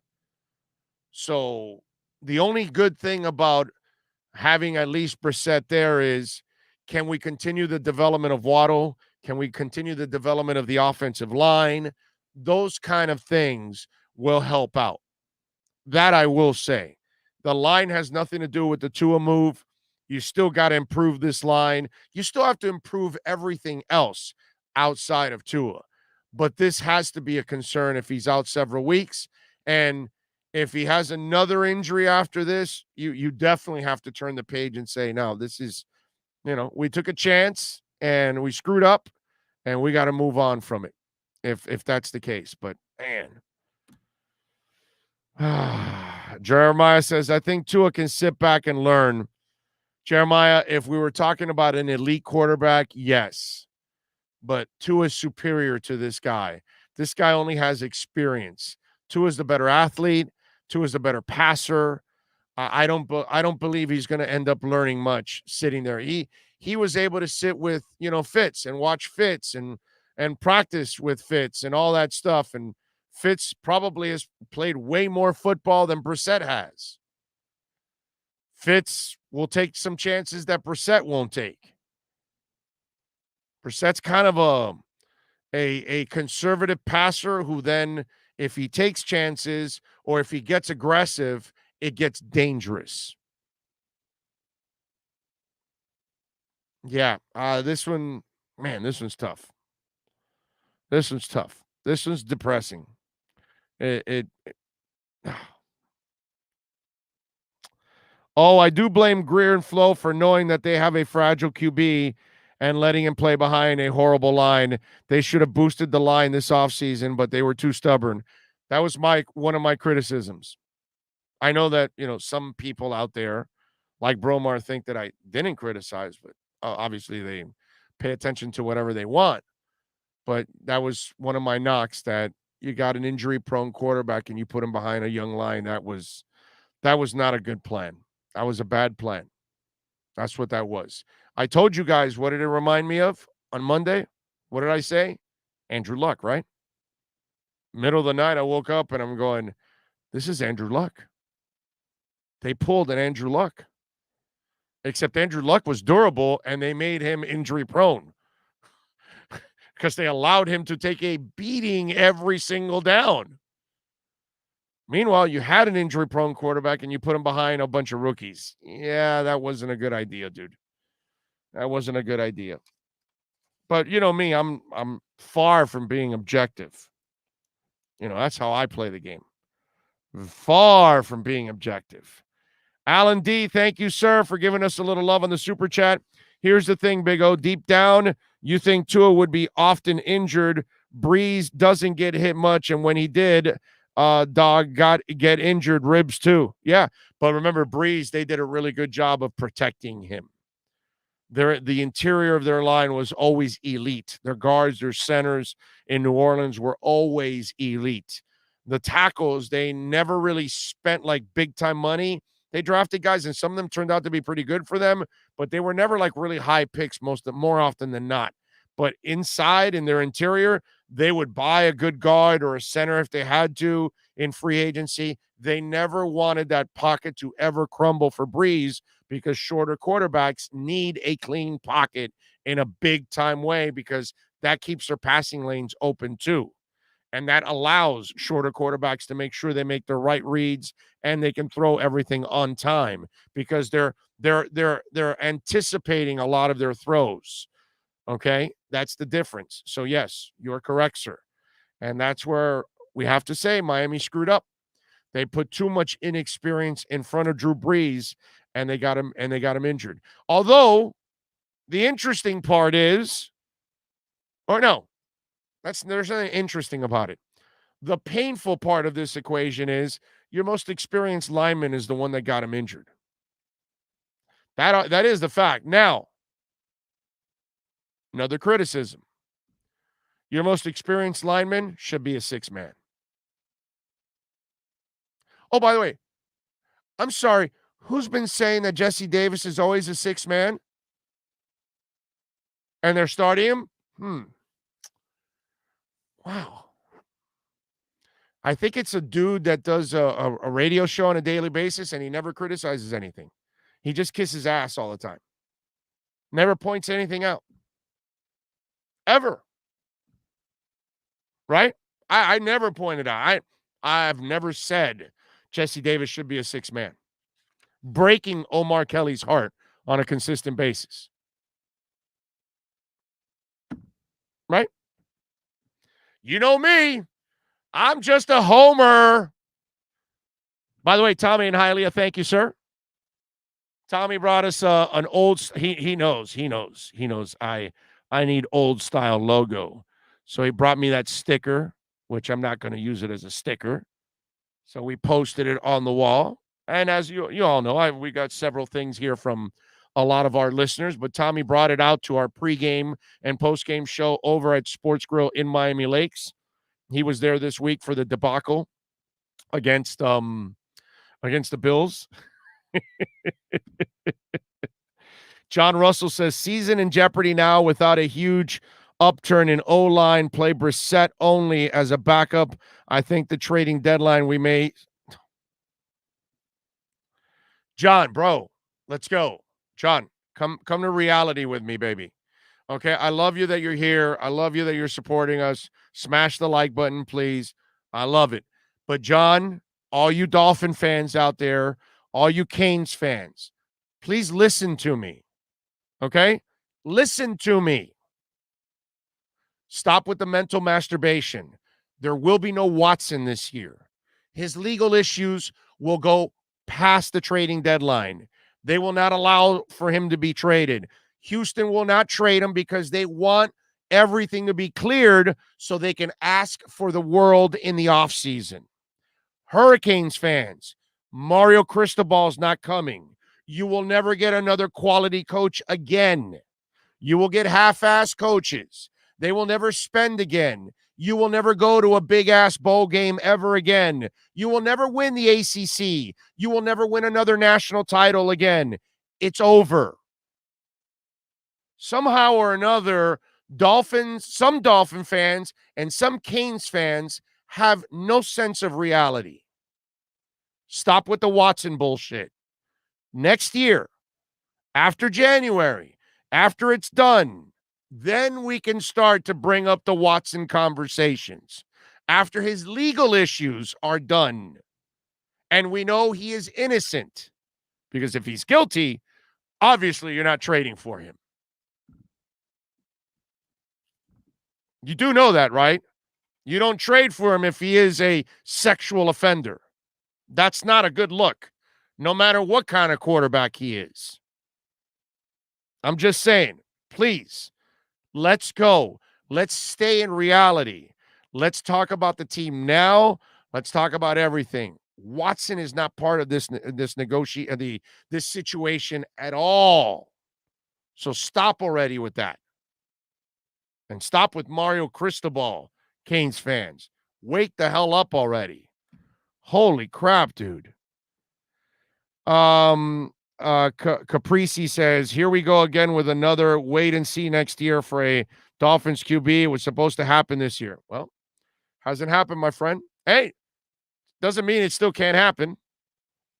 All right? Who's to say Tua doesn't come back from the rib injury and then, starts to play well? We will see. I mean, the book's not closed on the kid either. So let's find out how this whole thing develops. What I don't like about this is if Brissett has to play multiple weeks. That's the part I don't like. The only positive about this is that you still have to develop Jalen Phillips. Okay? Let's be honest now, right? You still have to develop Javon Holland. You still have to develop your offensive linemen. You still got to get Waddle some playing time and get him better. You want to get Will Fuller acclimated to what's going on here. So there are plenty of things to work on for the Miami Dolphins, even for this season, still fighting to win games, still fighting for respectability, and, of course, to prepare yourself for next year to start over again. So there are plenty of things to talk about, plenty of scenarios that we will go over. Don't give me this crap like, oh, my God. See, that's the problem with some of you out there. Oh, everything's over. It's not over. I'm not giving up. I'm not saying that, okay, maybe the playoffs now become that much maybe unrealistic at this point because, we're asking Brissett to do the things he couldn't do with the Colts. And by the way, Brissett had a more proven receiver in T.Y. Hilton, had some pretty good tight ends, had a decent running game, and had a hell of a line. Okay? He had a good line there. He doesn't have that here. It's going to be a lot harder for him. He's not an athlete. Pat in Asheville, thank you, sir, for giving us love on the super chat. And he puts, I look at the O-line situation like this. We bought a Ferrari, Tua, and put white wall retreads on it. Yeah, with plastic spinners. Yeah. Yeah. What am I going to argue with you? Yeah, that part. Yeah, too many young guys in front of an injury-prone quarterback. That was not a good plan. It's not a good plan. 22 alleged victims innocent? Don't think so. Watson has some serious issues.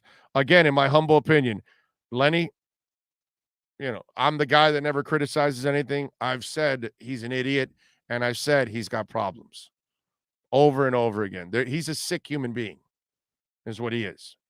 He is. He's a sick human being. If he's doing what he's doing, he's a sick human being, one way or another. So, yeah, I agree with you. But technically, if he's found innocent and they can't prove anything, and it's a he said, they said, and it stays as a stalemate, it's over. Look at Big Ben, dude. He allegedly got away with some stuff, correct? Right? And he's playing. You know what I'm saying? So that's where what can I tell you? What can I tell you, ladies and gentlemen? Okay? This is the league that Leonard Little killed a woman DUI, and 6 months later he was playing football. He killed a woman. DUI. Oh, and by the way, he then got arrested for DUI again 2 years later, Leonard Little. How do you like that one? They give him the break, which he should have been kicked out of the league, and they reward him by bringing him back to the league. Disgusting. It happens. So Watson is creepy as it gets. I've had this. It's there in the podcast. You can go back, and I've gone thoroughly over that and explain why he has clearly issues. And and let me tell you, if you're a team that trades for him, you have to be incredibly nervous about a guy like that, because those are problems. That's just not some dude that tried to get laid. It's a dude that's got real issues. And you think about it, with that girlfriend, you're doing that? Are you kidding me? Victor Huertas. Victor, what's up, baby? Thank you. Giving us a little love on the super chat. Big O, do you think we should sign or trade some older guys on the O-line or just wait it out? Well, see, that's the problem now. Okay. Do you now watch what happened with the Saints? The Saints tried to trade. I'm sure they inquired about X. They inquired with New England for their guy, and they ended up trading for another guy, and they ended up overpaying for the guy. A third and a sixth round pick, Roby. And he's a nice player, but he's not what they were trying to go after. But they're trying to make some kind of a run. They think they're a playoff team, which technically with the right quarterback, they are a playoff team. I mean, New Orleans got a pretty damn good defense. They got some talent on that team. If they do have a quarterback, which, Jameis Winston, well, that's a whole, 5 touchdowns one week, 2 interceptions the next. It's Jameis Winston. They feel like they are, but they overpaid. And then you're Miami now. Watch. So you're Miami, and you've got some serious issues on the O-line. Everybody knows it. So now you want to trade for an O-lineman. Guess what happens? Now they know you're trading from a position of desperation. So you're going to have to overpay for something that's not worth it. You're probably better off, which is what they're going to do. They're not going to do the trading thing. They will, instead of giving away picks like that, they will try to get through it. They will, patch it up here, there, put a Band-Aid there, grab a veteran off the street. They signed another guy for Bobby Hart. They cut Bobby Hart. They caught Roderick something. These kind of guys, Greg Little, that guy, those kind of guys will become options now.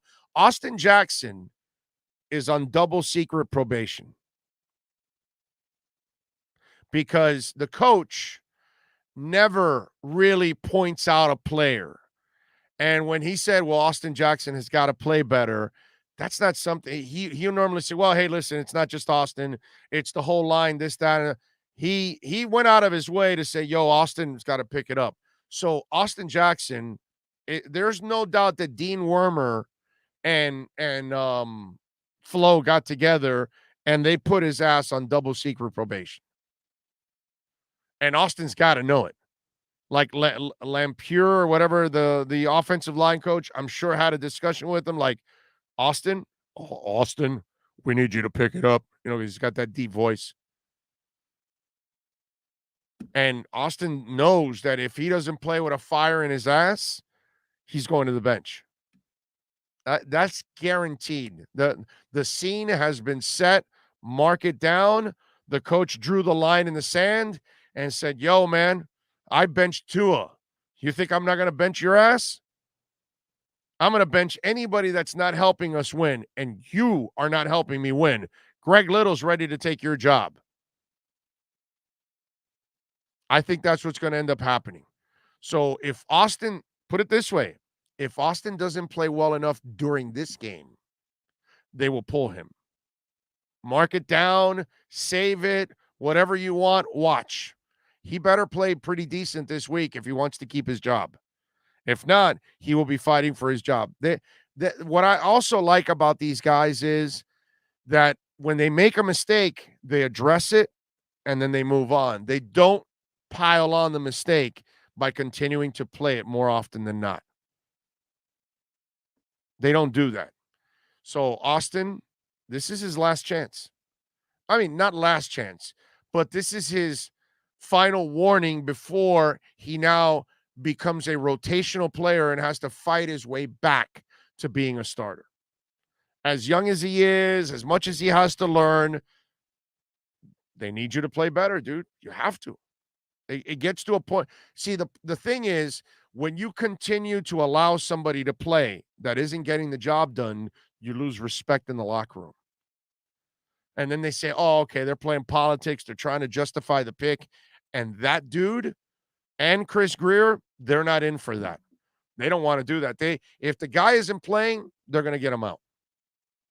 So mark it down, save it. You'll see. Austin Jackson better play well this week, or he's going to be a rotational guy from there on out and have to earn it all back.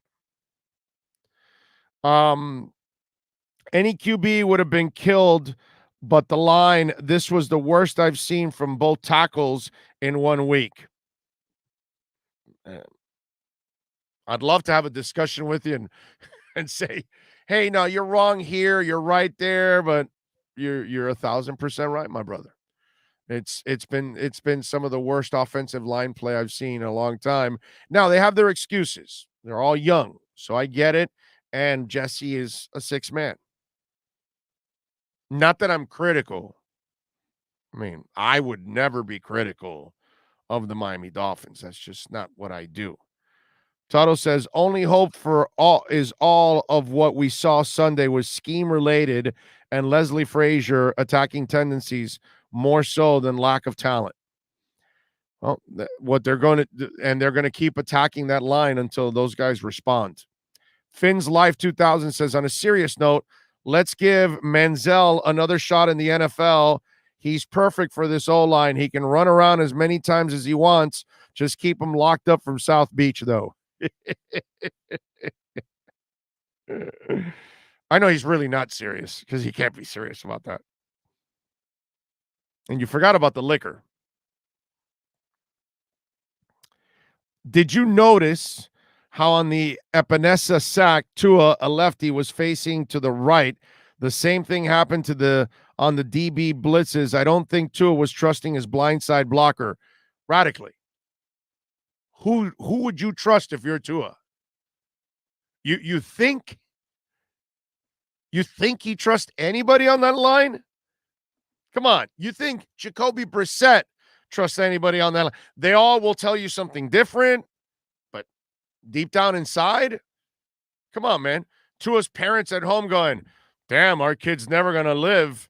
Honey, did you get that life insurance from? Did you call Prudential? Kid's going to need it. I'm telling you, I've seen tsunamis that aren't as big as the one he's facing every time on the pass rush. Call Prudential, call New York Life, get somebody on the phone. I'm watching my son die on television. So that was the conversation in the Tua household. I mean, who trusts the line, dude? Tua, what coaches, what fans, what media members? Let's be honest.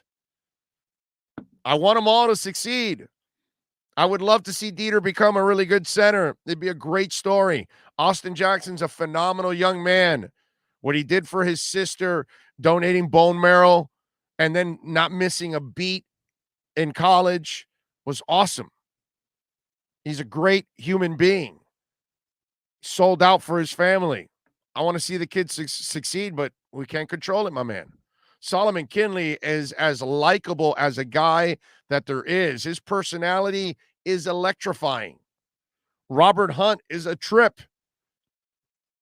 Jesse Davis is such a respectable blue-collar man. You know what I mean? Even though I look at him as a sixth man, but I do respect his fight. You know what I mean? It's easy to root for these guys.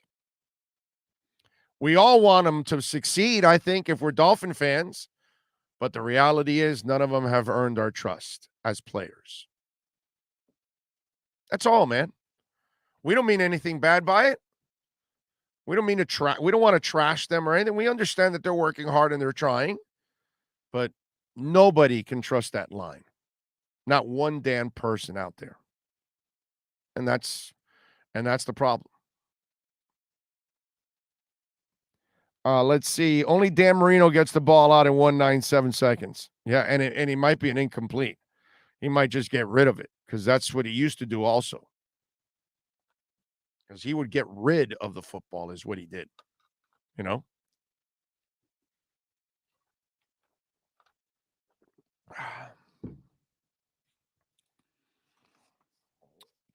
Let's see. What else was I going to tell you? Hey, good luck to to Inter Miami tonight. Drive Pink Stadium.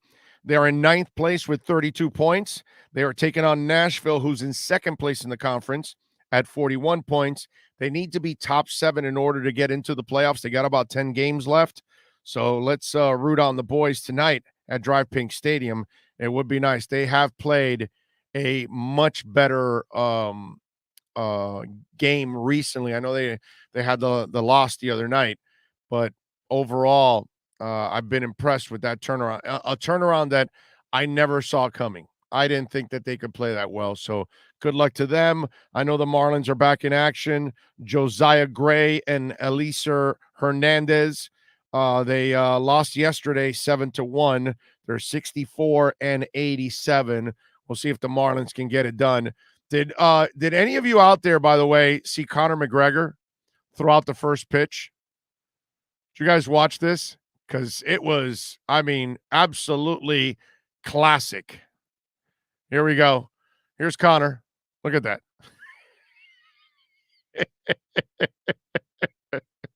He's warming up just a bit outside.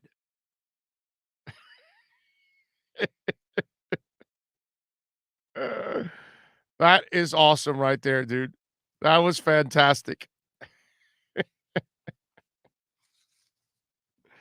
Now, this happens more often to kids nowadays because those of us that are older, we grew up differently. We played all the sports as the seasons went on. By the way, in our case, no hockey because we don't have snow down here. But we were playing baseball when baseball season was going on. Everybody would bring their gloves. You'd have about half the gloves that you needed because then you have to use somebody else's glove, right? Because you had maybe you had like 16 guys playing or something, or 14 guys playing, and you always had like half the gloves, right? You had at least 7 or 8, and sometimes you'd have to that were all taken, and you have to take somebody else's glove. Were you ever forced to play with a lefty glove? That kind of stuff. So we would play baseball. We would play basketball when basketball season was around. When football season was around, we were playing football. And we used to get fine-tuned in everything.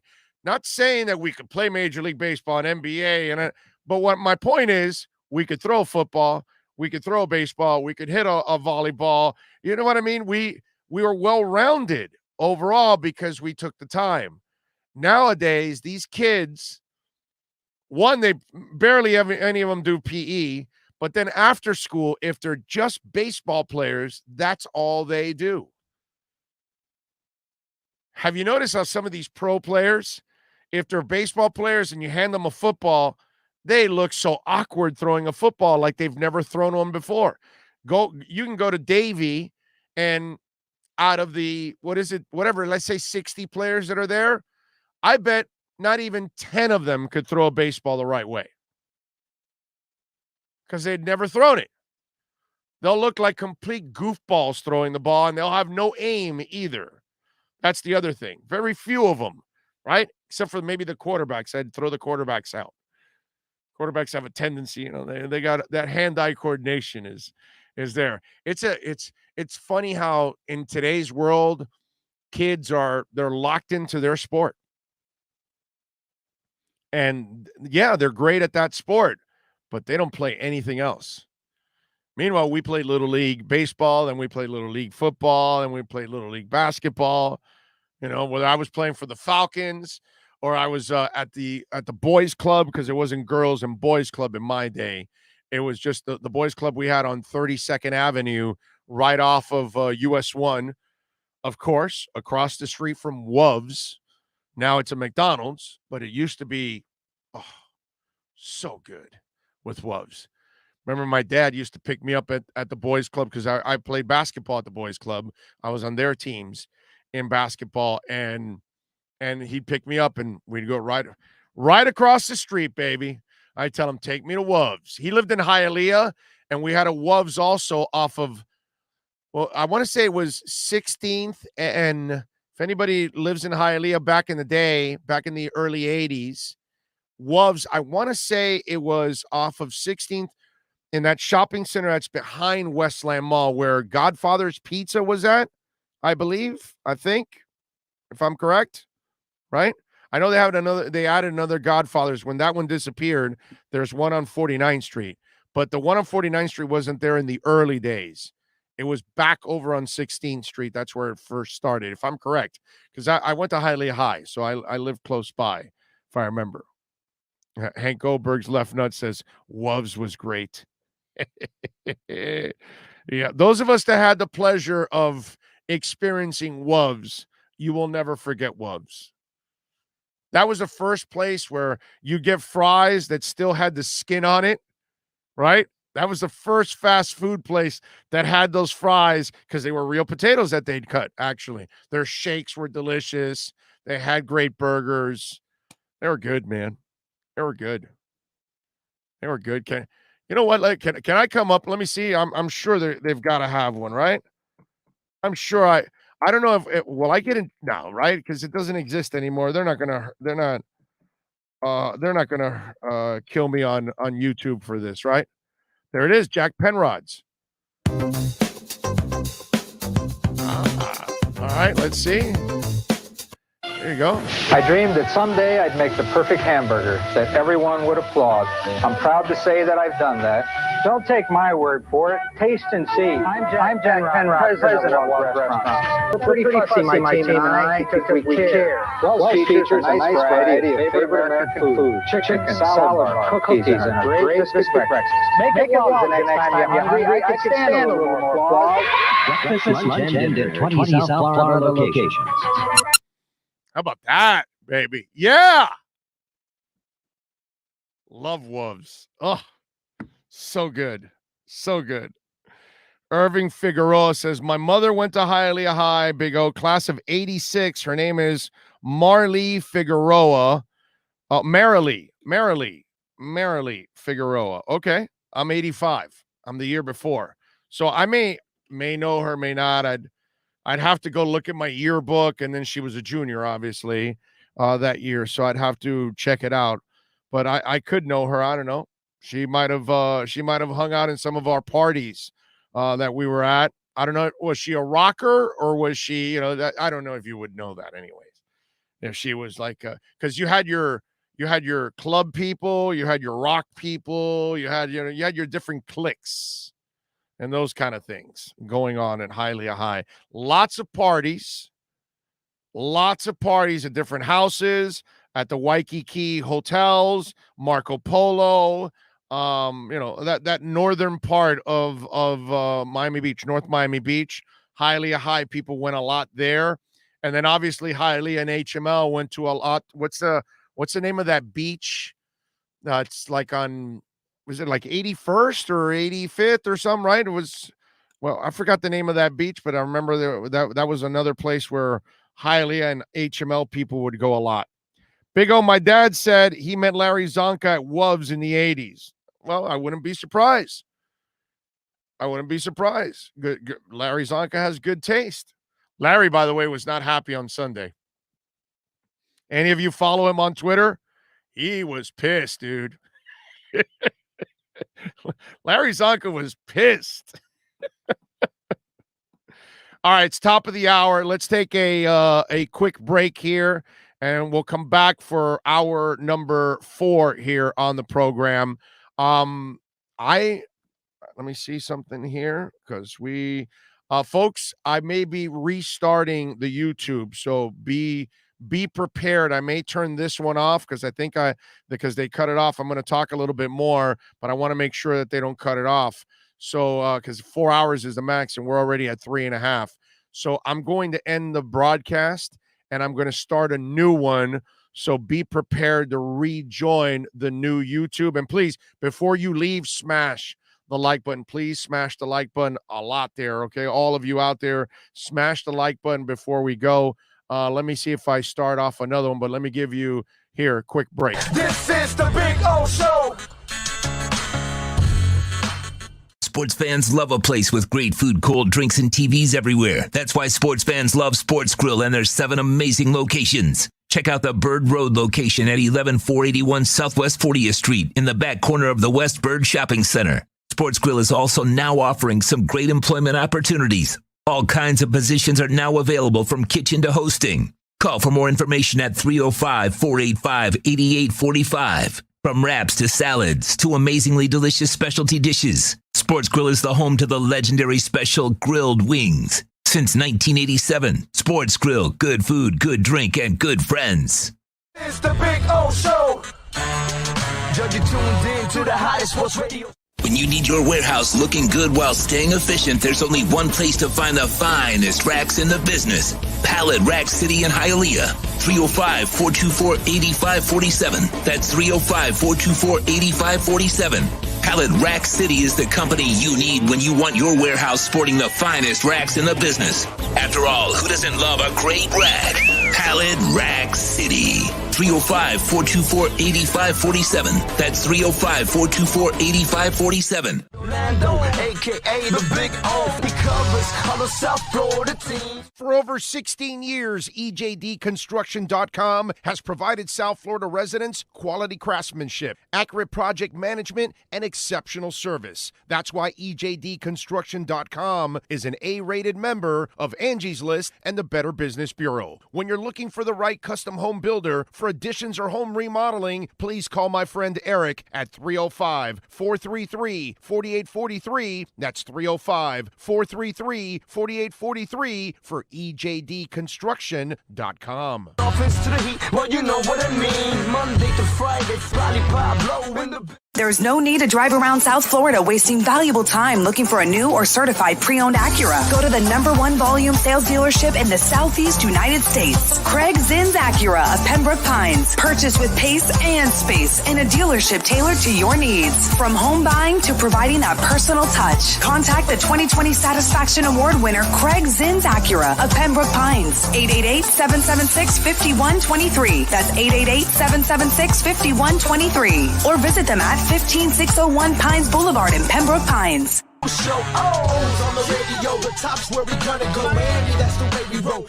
Folks, you can support the hardest working sports talk show in South Florida through Cash App or Venmo. Just search Cash Big O Show. Support us through Cash App or Venmo. Cash Big O Show. We thank you for your incredible support. On the morning show, we go.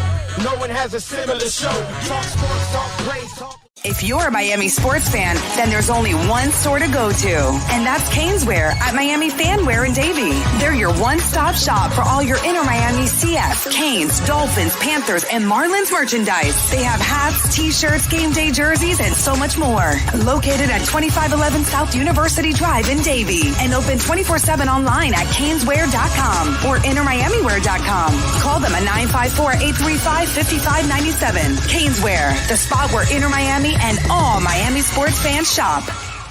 Live and direct, because nobody do it better than Big O in the set. From sunrise, listen live. When you're ready to purchase a new home or refinance the one you have, American Dream Lending will make sure your loan experience is easy with fast approvals and quick closings. With many loan programs and competitive rates, now is the time to turn your dreams into reality. Ask about special financing for veterans. They never charge an application fee, and you will work directly with one of their experienced loan professionals. Stop dreaming and contact American Dream Lending today, 786-802-1727, or online at adreamlending.com.